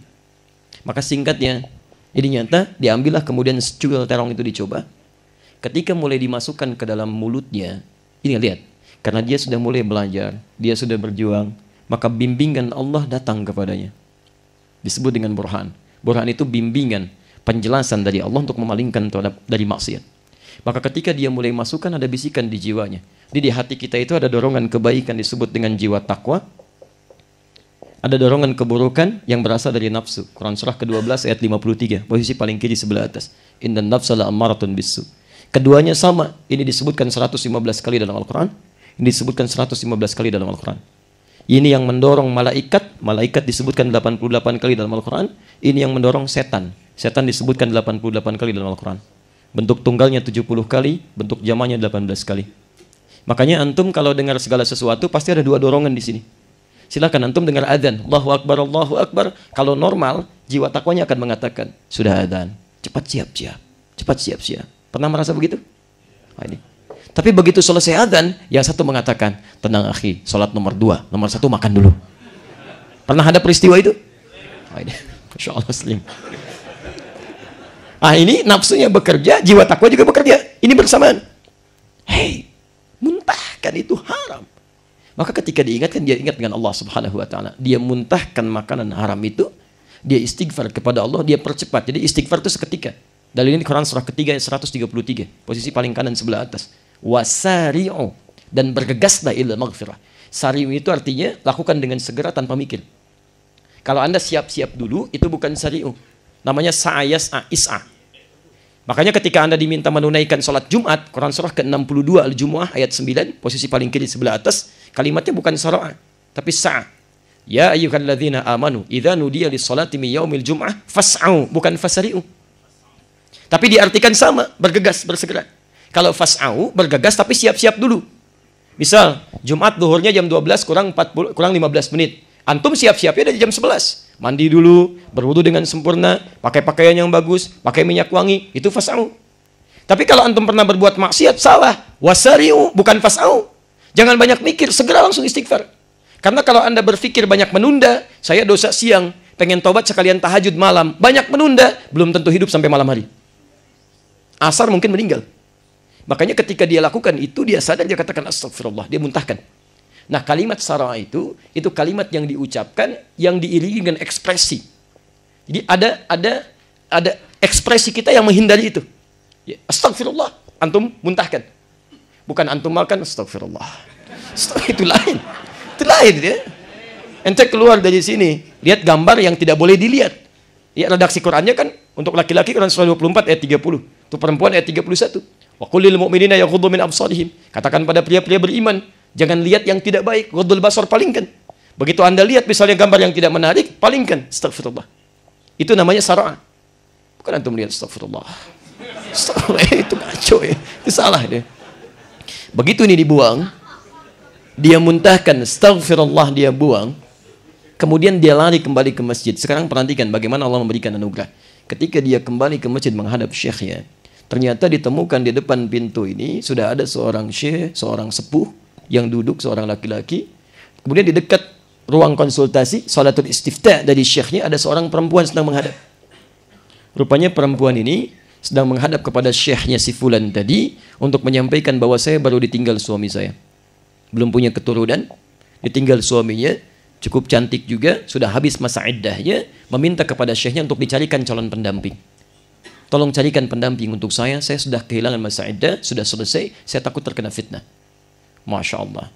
Tiba-tiba begitu datang si pemuda tadi dipanggil oleh syekhnya. Ya bunai ta'alih dah, katanya. Kamu kesini. Ini ada perempuan, ditinggal wafat suaminya, selesai masa iddahnya, mencari calon pendamping. Saya akan nikahkan dengan kamu. Bagaimana pendapatmu? Sekarang antum kalau menjadi pemuda tadi, Masya Allah, suasana seperti tadi, seorang perempuan habis masa iddahnya, cantik luar biasa, meminta dinikahkan, dan antum dalam posisi pemuda tadi, bagaimana pendapat antum? Masya Allah. Taib. Itu bukan akhwatnya terpisah, jadi gampang aja bismillah, ayo. Taib. Sekarang lihat, dia karena sudah belajar, dia melihat, syekh, dia belajar, dia melihat, saya ini kan numpang dengan anda, makan saja dari anda. Bagaimana saya bisa merawat dia? Untuk diri saya saja, saya ikut kepada anda. Apa kata syekhnya? Kamu jangan khawatir. Dia diwarisi harta yang cukup banyak. Dan dia mengatakan, saya tidak memikirkan siapapun kecuali dia taat kepada Allah dan mau mendidik saya dalam kebaikan. Masalah harta bisa didapatkan dari warisan suaminya. Maka singkatnya disepakati, menikahlah. Dan ternyata orang tua yang menunggu ini, ayah dari seperempuan tadi. Diakadkan di sini, ketiganya pulang ke rumah barunya. Pulangnya lewat jalan yang ini tadi. Begitu lewat ke sini, sudah mulai agak kaget. Jangan-jangan yang ini rumahnya. Saya tidak naik ke atasnya. Tapi alhamdulillah, ternyata istrinya menggenggam tangannya lewat terus. Dia katakan, alhamdulillah bukan yang ini. Begitu rumah yang kedua, dia sudah mau agak cepat-cepat. Begitu langkahnya sudah mulai melewati ini, istrinya menarik tangannya begini. Zauji, hadza baituna. Suamiku sayang, ini rumah kita. Kemudian dak-dikduk tidak karuan dalam hatinya. Masuk ke rumahnya. Begitu masuk, istrinya bertanya, Zauji, hal anta ja'i? Masya Allah. Suamiku sayang, apa engkau lapar? Masya Allah, suaminya nggak bisa menolak kan, karena 3 hari makan cuma kurma, minum air putih. Dia katakan, bala, ya saya lapar, 3 hari begini. Masya Allah, entadhir qalilan, tunggu sebentar. Rupanya dia masak terong tadi untuk mempersiapkan ini. Dia kembali ke sini, dia lihat. Begitu lihat terongnya bermasalah, dia katakan, siapa yang makan terong saya? Allah. Kalau antum dalam posisi itu, apa yang anda katakan? Jangan anda katakan kucing ya. Awas, hati-hati. Awas, hati-hati. Tayyib. Karena iman sudah melekat dalam dirinya, dia sudah mulai belajar, maka burhan Allah mengajarkan bagaimana berterus terang dalam kebaikan. Maka Masya Allah, disampaikanlah oleh beliau tadi. Wallahi zauji, katanya, demi Allah saya katakan begini. Jadi kalau panggilan pasangan serasi itu di Quran disebutkan dengan zauj keduanya. Kalau untuk warisan pakai tak di ujungnya, zaujah. Makanya ketika Adam diminta masuk surga, ngajak istrinya tidak dengan zaujah tapi zauj. Quran surah kedua ayat 35, posisi paling kiri di pertengahan. Wa qulna ya Adam uskun anta wa zaujukal jannah. Pasangan yang serasi.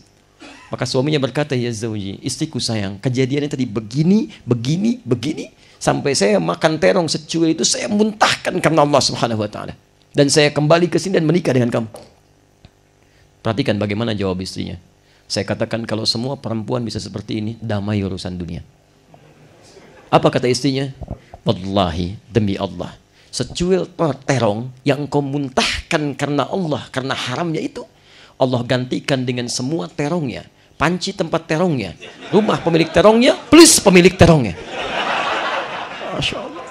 Secuil terong yang engkau muntahkan karena Allah, karena haramnya, Allah kembalikan dengan seluruh terongnya, panci tempat terongnya, rumah tempat terongnya, plus pemilik terongnya. Masya Allah. Jangan cari alasan pulang dari sini pada cari terong gitu kan. Ini poinnya. Di antum bisa bayangkan, baru belajar sedikit saja, kalau niatnya ikhlas karena Allah, ingin terjadi perubahan, maka Anda dijaga dari yang haram, yang baik-baik akan didatangkan. Bagaimana dengan ulama kita? Maka Syekh Ahmad Dahlan mendirikan Muhammadiyah untuk menghadirkan nilai-nilai kebaikan dari Nabi SAW. Maka dipilihlah nama Muhammad. Ya, dengan ya nisbah di ujungnya, disebutkan tak di akhirnya. Jadi asalnya kalau kita pecah, Muhammad plus ya nisbah, yang menunjukkan pada pengikut, plus tak, yang menunjukkan pada sifat. Jadi ketika menjadi Muhammadiyah, ini dimaksudkan, yang diharapkan yang bergabung di persyarikatan ini adalah orang-orang yang mau mengikuti sifat-sifat Nabi Muhammad SAW. Tapi antum mesti lihat dulu, karena Nabi punya banyak nama. Di Quran setidaknya ada 2 nama. Satu Muhammad disebutkan 4 kali dalam Al-Quran, dan satu Ahmad disebutkan hanya sekali dalam Al-Quran. Surah ke-60, satu itu ayat yang ke-6, posisi paling kiri sebelah atas. Jadi ada Ahmad, ada Muhammad, itu beda. Kalau disebutkan Muhammad, itu sighah mubalaghah dari kata Mahmud. Mahmud, ya, Mahmud. Asalnya orang yang punya sifat baik terhadap sesama makhluk. Jadi kalau ada orang punya satu sifat baik, misal dia suka menolong orang lain, tapi satu sifat baik ini saja, yang lainnya belum sempurna, belum baik yang lain misal, itu disebut dengan Mahmud. Tayyib.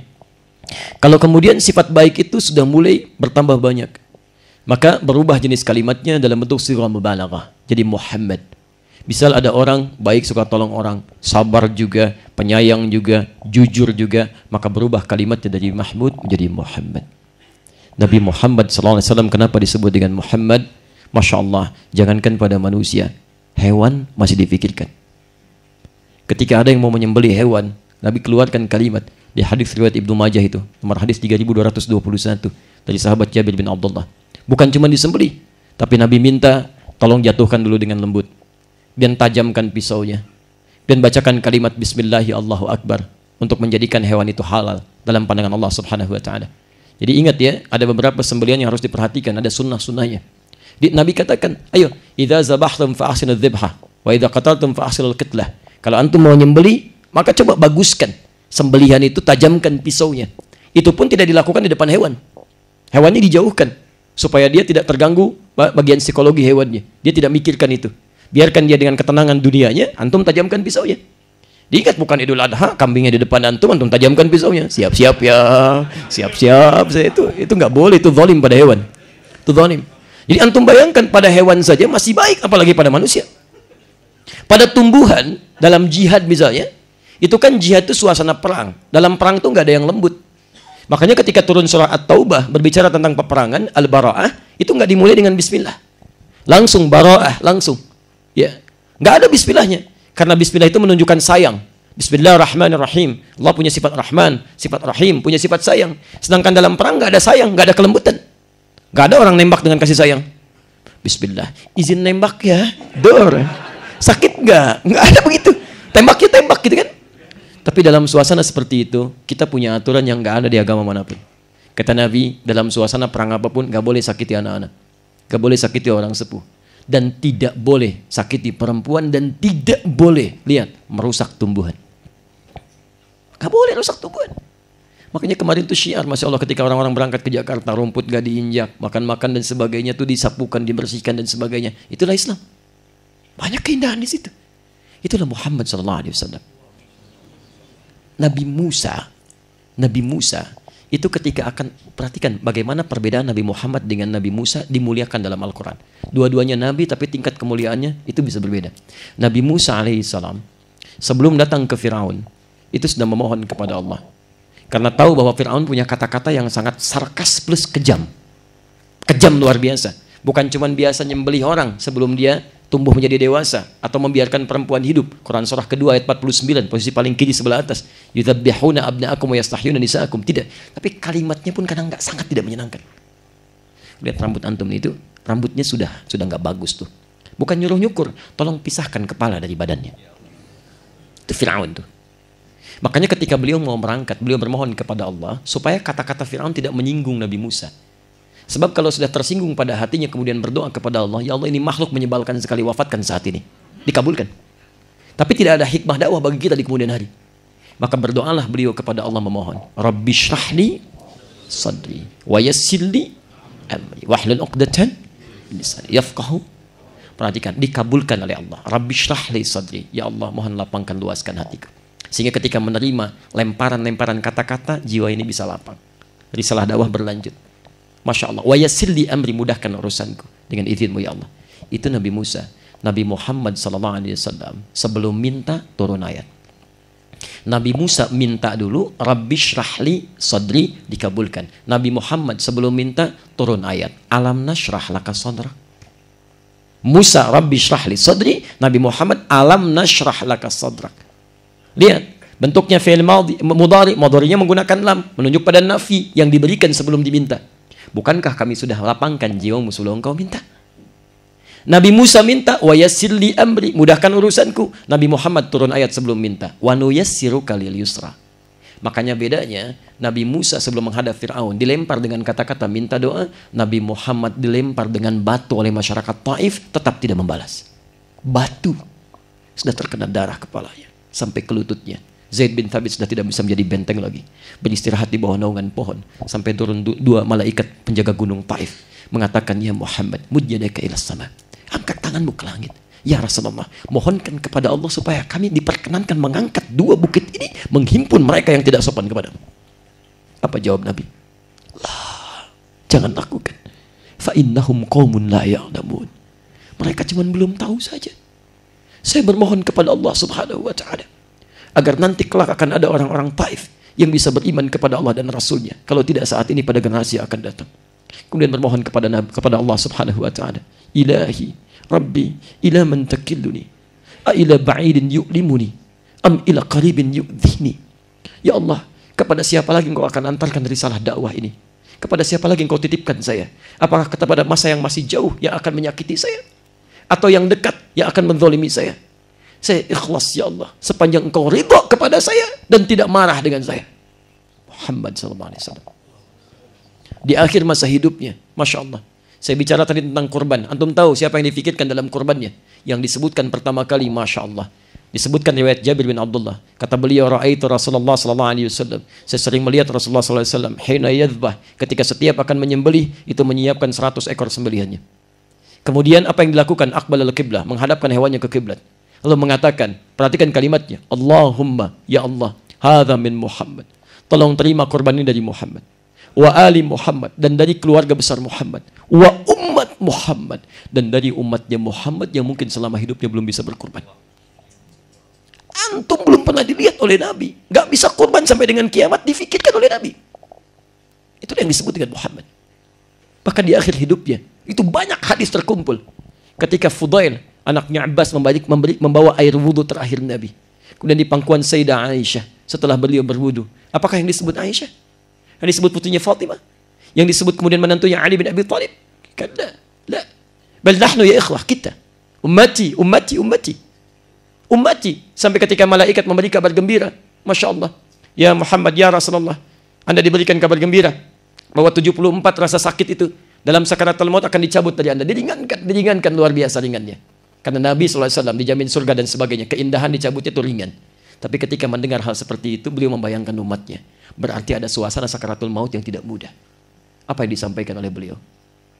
Demi Allah saya sampaikan. Riwayat ini jarang disampaikan. Ya Rabb, kalaulah diperkenankan, saya bermohon kepadamu ya Rabb. Mohon timpakan seluruh rasa sakit itu kepada saya saat ini. Supaya umatku tidak merasakannya lagi saat sakaratul maut. Timpakan seluruh rasa sakit dalam sakaratul maut. Timpakan saat ini. Supaya umatku tidak mengalami lagi saat sakaratul maut. Muhammad SAW. Makanya diturunkan Quran.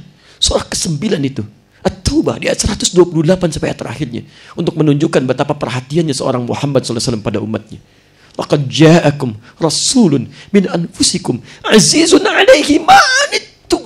Betapa berat beban kalian dirasakan oleh Muhammad ini. Kalau bisa ditampung aja oleh beliau, gak apa-apa, gak ada masalah. Hartanya diberikan, jiwanya diberikan, tenaganya diberikan. Harisun 'alaikum, betapa peduli dengan Anda. bil mu'minina raufur rahim. Kasih sayang terhadap orang beriman itu luar biasa. Makanya dalam hadis riwayat Al-Hakim An-Naisaburi dalam kitab Al-Mustadrak, itu pernah malaikat Jibril sampai mengeluarkan kalimat yang luar biasa. Ketika Nabi akan melakukan khutbah dalam undakan tangga mimbarnya, dalam 3 undakan, langkah pertamanya turun malaikat Jibril mengatakan, ba'dan, riwayat lain, raghima anf rajulin liman dzukirta indahu falam yusalli alaih. Kata malaikat Jibril, keterlaluan. Ba'dan itu bukan cuma terlalu, tapi keterlaluan, jauh dari rahmat Allah Muhammad. Orang yang disebutkan namamu di sampingnya, tapi bersolawat pun tidak mau kepadamu. Seakan-akan malaikat ingin menyampaikan betapa pedulinya Rasul ini, betapa perhatiannya, nggak bisa dibalas oleh umatnya. Masya Allah, kalau untuk sekedar salawat saja tidak sanggup kepada Nabi, Masya Allah, ini luar biasa umat ini. Diberikan kasih sayang, diberikan pengorbanan, disebutkan namamu saja nggak mau salawat kepadamu. Itu bu'dan, kata malaikat Jibril. Bu'dan. Muhammad sallallahu alaihi wasallam. Muhammad sallallahu alaihi wasallam. Itulah kenapa disebut dengan Muhammad. Nah, Syekh Ahmad Dahlan ketika mendirikan Muhammadiyah, yang diinginkan oleh beliau itu umatnya, Nabi Muhammad SAW di masa beliau bisa meniru sifat-sifatnya. Jadi ketika antum melihat Muhammadiyah didirikan persyarikatan, bukan cuma bikin persyarikatan. Ketika belajar, dibuat sekolah, dibuat rumah sakit, bagaimana pelajarannya mengikuti ketentuan sunnah-sunnah Muhammad SAW. Sifat di rumah sakitnya mesti beda dengan rumah sakit yang lainnya. Sifat dakwahnya mesti beda. Itulah Muhammadiyah, itu yang diinginkan. Ya, makanya turun matan keyakinan dan cita-cita Muhammadiyah. Turun kemudian khutbahnya, turun kemudian berbagai ketentuannya. Apa yang diinginkan? Ingin jadi seperti ini. Ini poinnya. Jadi bukan persoalan masalah furu'iyah saja yang dibahas, tapi persoalan bagaimana kita bisa sesuai dengan ketentuan Muhammad SAW. Jangan-jangan selama ini kita ibadah, rajin ibadahnya, sholatnya bagus, berlomba-lomba dalam kebaikan, tapi sifat-sifat tadi tidak ada. Sifat akhlak tadi tidak ada. Celaan tiap hari keluar dari lisan. Beda sedikit kemudian saling mencela, saling menuduh. Tahukah antum konsekuensinya? Itu nggak mudah. Saya tutup dulu hadis Muslim nomor hadis 5611 riwayat Abu Hurairah tentang babul muflis. Perhatikan kalimatnya. Saya akhiri di sini. Satu kali Nabi sallallahu alaihi wasallam pernah bertanya pada kumpulan sahabatnya saat beliau berkumpul dengan sahabat, beliau katakan, "Atadrunal muflis?" Tahukah kalian orang yang bangkrut itu? Qulna ya Rasulullah, al-muflisu fina ma la dirham lahu wa la mata'. Ya Rasulullah, orang bangkrut di antara kami yang sudah tidak punya uang spesial pun, nggak ada aset sedikit pun. Logis menurut kita. Uang nggak ada, aset nggak punya. Apa kata Nabi? Antum perhatikan betul kalimatnya. Al-muflisu min ummati. Orang bangkrut dari umatku itu. Nabi tidak menyebut umatnya Musa atau Isa, tapi umatku. Artinya ada orang mengaku umatnya Nabi, tapi termasuk dalam golongan ini. Waliyadzubillah, insyaallah bukan kita. Tayyib. Perhatikan kalimatnya. Ya'ti yaumal qiyamati bisalatin. Datang di hari kiamat dengan pahala salat yang banyak dikerjakan. Kalimatnya menggunakan nakirah, menunjukkan banyak, umum, salatin. Bukan cuma fardunya, sunnahnya dikerjakan. Wasiyamin, puasanya rajin. Wazakatin, zakatnya nggak pernah tertunda. Wa ya'ti qad syatama hadza, cuman sayang, suka juga mencela saudaranya yang lain. Wa qadhafa hadza, menuduh saudara yang lain. Kadzab. Wa akala mal hadza, kadang-kadang ngambil harta orang lain tanpa dibenarkan. Wa daraba hadza, berselisih, kadang-kadang secara fisik. Nah, darbun itu sudah pada fisikal, pukulan. Kalau khasmah baru pertentangan, khisam. Tapi kalau sudah darbun sudah pada fisik. Bahkan ada yang kelima, wasafaka dama hadza, yang menumpahkan darah, bahkan menyebutkan nama Allah di dalamnya. Allahu Akbar, tembak sini, Allahu Akbar, bom sini. La haula wala quwwata illa billah. Enggak sesuai dengan ketentuan Al-Qur'an dan Sunnah. Saya pernah ke Lampung ditanya, "Ustaz, itu bom di Jalan Tamrin, apakah termasuk jihad fisabilillah?" Kami jawab saat itu, setahu saya Pak, jihad fisabilillah itu jihad di jalan Allah Pak, bukan di Jalan Tamrin. Ada kaidah yang beda di situ. Tapi antum perhatikan, ada orang sholat, rajin juga mencela. Ada orang puasa, rajin menuduh dan sebagainya. Apa gambarannya di akhirat nanti? Perhatikan kata Nabi. Fatukhadhu hadza min hasanati wa hadza min hasanati. Kalau ada orang sholat, kemudian dia mencela orang lain, maka diambil pahala sholatnya, dipindahkan kepada yang dicela ini. Otomatis. Antum ta'lim nih sekarang, sudah sholat, ikut ta'lim. Keluar dari sini, mesti lihat orang yang nggak ikut misalnya, dia muslim juga, dekat gak ikutan, antum bicarakan, lihat tuh, dia barangkali belum dapat hidayah dalam dirinya, nggak ikutan kayak kita. Iya ya, itu pahalanya langsung pindah pada orang itu. Datang temannya satu lagi, Masya Allah, kenapa ini? Iya, nggak nyangka ya, nyangka tuh, pindah. Seketika itu. Yang paling menarik, fa in faniyat hasanatuhu, kalau sudah habis modal kebaikannya, tersisa masih keburukan, misal pernah tuduh orang lain, pernah berbuat zalim, maka diambillah keburukan orang ini, ditimpakan kepada orang tadi. Faturiha finnar, karena habis bekalnya dimasukkan ke dalam neraka. Makanya Nabi pernah diadukan seorang perempuan yang sering mencela orang lain, padahal rajin puasa, rajin salat. Kata Nabi, hiya finnar, tempatnya di neraka. Maka bertakwalah kepada Allah Subhanahu wa taala. Jangan-jangan kita sibuk sekarang memikirkan apa yang ingin kita lakukan dan sebagainya, tapi kita tanpa sadar mengurangi pahala-pahala kebaikan kita karena melakukan amal yang dibenci oleh Nabi sallallahu alaihi wasallam. Bagaimana antum bisa menegakkan yang ma'ruf dengan mengerjakan yang mungkar? Itu mustahil karena tidak akan bersanding di dalamnya.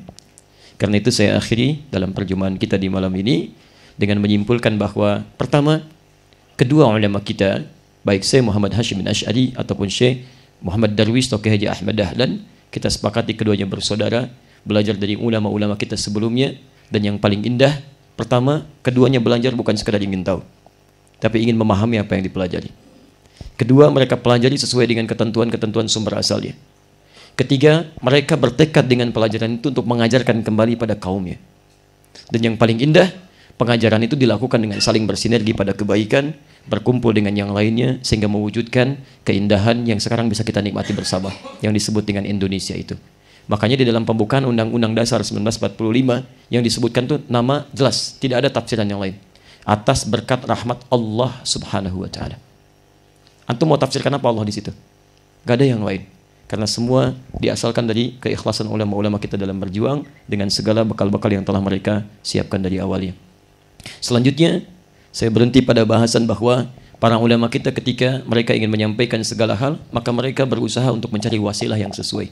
Maka didirikan persyarikatan, dimulai dengan Muhammadiyah, yang ditujukan bukan ingin sekedar bikin persyarikatan dengan membuat banyak rumah sakit, banyak sekolah-sekolah, tapi lebih daripada itu, untuk bisa mengembalikan umatnya pada tuntunan Nabi Muhammad SAW, terkhusus masalah akhlak dalam kehidupannya. Maka disinilah kajian kita berakhir. Besok insya Allah nanti kalau masih ada waktu, di Masjid Bait Razak kita teruskan dengan kenapa tidak diberi nama Ahmad, sehingga menjadi Ahmadiyah misalnya kan, sehingga tidak perlu ada Ahmadiyah yang sekarang misal gitu kan. Kemudian selanjutnya apa kaitan dengan Nahdlatul Ulama dan bagaimana cara kita kemudian mempelajari dan menyikapi persoalan itu sampai turun istilah manhaj, istilah madhab, sampai sekarang bisa kita pahami dengan baik. Insyaallah teman-teman sekalian, kita cukupkan dulu untuk malam ini. Jelas uraiannya? Paham insyaallah? Baik, kalau paham dan jelas, saya bacakan hukum Qur'annya di Al-Maidah ayat 100 sampai 101 itu. Ya ayyuhalladzina amanu la tas'alu an asya'in tubdalakum tasu'kum. Hei orang-orang yang telah merasa beriman kepada Allah, kalau uraian sudah sampai dijelaskan dengan terang, jangan banyak ditanyakan. Khawatir banyaknya pertanyaan itu menjadikan yang jelas menjadi semakin tidak jelas nantinya. Baik, jelas uraiannya? Alhamdulillah. Ada pertanyaan? Tidak. Alhamdulillah, cukup ya. Taib, subhanakallah wa bihamdika asyhadu an la ilaha illa anta astaghfiruka wa atubu ilaik. Wa akhiru da'wana alhamdulillah rabbil alamin. Al'afu minkum. Assalamualaikum warahmatullahi wabarakatuh. Takbir! Allah Akbar! Sudah, ikhwas sekalian, sebelum kita bacakan doa, saya ingin sampaikan dulu keterangan dari Nabi. Ada 3 jenis doa yang selalu dibacakan Nabi. Pertama, kalau ingin singkat, Nabi tutup cukup dengan alhamdulillah. Kemudian kalau terjadi misalnya perdebatan-perdebatan yang tidak menyenangkan, beliau ajarkan doa kifaratul majlis. Tapi dalam suasana tertentu yang momentumnya khusus, beliau kadang disebutkan di hadis riwayat Ibnu Majah nomor hadis 925, bahkan dalam salatnya beliau membacakan doa, sahabat sebagian mengaminkan dan mengikuti doa-doa beliau. Maka saya ingin gabungkan ketiga jenis doa ini dengan mengharapkan keberkahan dari Nabi sallallahu alaihi wasallam. Kemudian juga karena kita bertemu juga tidak setiap kesempatan, maka mari kita sejenak khusyukkan hati kita, bermohon kepada Allah Subhanahu wa taala agar segala pertemuan kita mendapatkan keberkahan dari Allah Subhanahu wa taala. Alhamdulillahirabbil alamin. Hamdan syakirin, hamdan na'imin, hamdan yuwafi ni'amahu yukafi mazidah. Ya Rabbana lakal hamdu wa lakal syukru kama yanbaghi li jalali walikal karim alayhi sultanik. Allahumma salli wa sallim wa barik ala habibikal karim rasulikal mustafa al-amin Muhammad sallallahu alaihi wasallam. Alhamdulillahirabbil alamin. Ar-Rahmanir Rahim, Maliki yaumiddin. Iyyaka na'budu wa iyyaka nasta'in. Ihdinas siratal mustaqim. Siratal ladzina an'amta 'alaihim ghairil maghdubi 'alaihim waladdallin. Allahumma rabbana la tada' lana fi maqamina hadza wa fi kulli maqamin dhanban illa ghafarta. Ya Allah, kami bermohon kepadamu ya Rabb, jika ada di antara kami yang hadir di tempat ini, siapapun yang datang membawa lumuran dosa, Jangan biarkan dia meninggalkan kediaman ini kecuali Engkau ampuni segala dosa-dosanya. Wala hamman illa farajtah. Jika ada di antara kami yang datang membawa kegelisahan di jiwanya, maka mohon jangan biarkan dia meninggalkan kediaman ini kecuali Engkau telah tenangkan keadaan hatinya. Allahumma wala maridan illa syafaitah. Jika ada yang hadir di tempat ini atau keluarganya, kerabatnya yang tengah diuji dengan penyakit seberat apapun, maka angkat dan sembuhkan segala penyakitnya ya Rabbal Alamin. Allahumma wala asiran illa yassartah. Jika yang hadir di tempat ini membawa kesulitan dalam kehidupannya, di rumah tangganya, pekerjaannya, aktivitas sosialnya, mohon ya Allah dengan segala niat ikhlasnya angkat dan mudahkan segala kesulitannya ya Rabbal Alamin. Allahumma nakhussuka bid-du'a lana jami'an ya Allah. Allahumma antu barik lana jami'an ya Rabbal Alamin. Ij'al jam'ana hadha jam'an marhuma wa tafarraqana min ba'dihi tafarruqan ma'suma. Ya Allah, kami mohon keberkahan darimu pada pertemuan di malam ini ya Rabbal Alamin. Jadikan pertemuan kami pertemuan yang penuh dengan cinta, kasih sayang, keberkahan rahmat darimu. Dan bila pun kami mesti berpisah, jadikan perpisahan kami ya Allah perpisahan yang mengeratkan silaturahim dan cinta di antara kami. Allahumma asli ahwalana ma yuqarribuna ilaika ya Rabbal Alamin. Ya Allah, mohon perbaiki keadaan kami ya Allah yang masih jauh dari tuntunanmu. Mohon perbaiki keadaan kami agar kami bisa mendekatkan kepada ridhamu ya Rabbal Alamin. Idza kunna ya Allah ya Rabbal Alamin ba'idan minka ya Rabbi, qaribna ilaika ya Allah, wahdina siratakal mustaqim. Jika ada di antara kami yang masih jauh darimu ya Allah, yang kadang melalaikan salat, jarang membaca Al-Quran, jarang mau mendekat kepadamu ya Rabbal Alamin, maka mohon sentuh jiwanya di malam ini ya Allah, lembutkan hatinya ya Allah. Sebelum Engkau wafatkan dia ya Allah, berikan kesempatan ya Allah untuk bertobat kepadamu ya Rabbal Alamin. Ya Allah, marzuqna al-fursata lil hayati at-thayyibah wa lil mamati fiha husnul khatimah. Wa naqulu laka fi akhir hayatina la ilaha illallah Muhammadur Rasulullah. Wa taqulu lana ya Allah biqaulin latifin ya ayyatuhan nafsul mutmainnah irji'i ila rabbiki radiyatan maradiyah fadkhuli fi ibadi wadkhuli jannati. Ya Allah, beri kesempatan kepada kami di malam ini agar kami bisa berubah ya Allah, memperbaiki keadaan hidup kami lebih baik dalam pandangan-Mu ya Allah. Mohon ya Allah berikan kesempatan untuk bertobat. Beri kesempatan kami agar saat wafat bisa mengucapkan kalimat la ilaha illallah Muhammad Rasulullah. Dan berikan kami ya Allah kenikmatan untuk mendengar seruan-Mu ya ayyatuhan nafsul mutmainnah, ya jiwa-jiwa yang tenang. Ayo kembali kepada Rabb-Mu dengan penuh keridhaan. Cepat bergabung dengan kalangan hamba-Ku dan masuk ke surga-Ku. Allahumma ya Rabbal Alamin, ij'alna min muhibbi wa atma'i sunnati nabiyyika Muhammad sallallahu alaihi wasallam. Jadikan kami termasuk para pecinta dan pengikut sunnah-Mu Muhammad sallallahu alaihi wasallam. Allahumma jauhkan kami dari segala apa yang tidak disukai oleh Nabi-Mu Muhammad sallallahu alaihi wasallam. Inna nas'aluka khaira ma sa'alaka nabiyyukal Mustafa Muhammad sallallahu alaihi wasallam. Wa na'udzubika minka kulli ma sta'adza bika anhu habibukal Mustafa Muhammad sallallahu alaihi wasallam. Kami bermohon segala kebaikan yang pernah dimintakan oleh Rasul-Mu ya Allah Muhammad sallallahu alaihi wasallam. Dan kami berlindung kepadamu ya Allah dari segala keburukan yang diperlindungkan kepadamu ya Allah oleh Nabi-Mu Muhammad sallallahu alaihi wasallam. Allahumma nakhussuka bid-du'a. Allahumma nakhussuka bid-du'a fi hadhihi al-lailah al-mubarakah. Li ikhwatina ya Allah fi kulli makan al-mubtalin. Allahumma ansur ikhwatana fi kulli makan al-mubtalin. Fi Palestin, fi Gaza, fi Syria, fi Iraq, fi Afghanistan, fi Rohingya ya Rabbal Alamin. Kami bermohon ya Allah di malam ini ya Allah dengan segala keberkahan yang Kau turunkan. Ya Allah, mohon anugerahkan perlindungan-Mu ya Allah. Mohon berikan pertolongan-Mu pada saudara-saudari kami ya Allah yang tengah diuji ya Allah, di Palestina, di Gaza, di Syria, di Iraq, di Afghanistan, di Rohingya. Allahumma asbirhum ya Allah. Ya Allah, sabarkan mereka dari segala ujian yang telah Kau tetapkan pada mereka ya Rabbal Alamin. Segerakan kebahagiaan bagi mereka yang mereka harap-harapkan sampai saat ini ya Arhamar Rahimin. Allahumma afu anna waghfir lana ya Allah wa la tuhassibna an dha'fina fi nusratihim ya Arhamar Rahimin.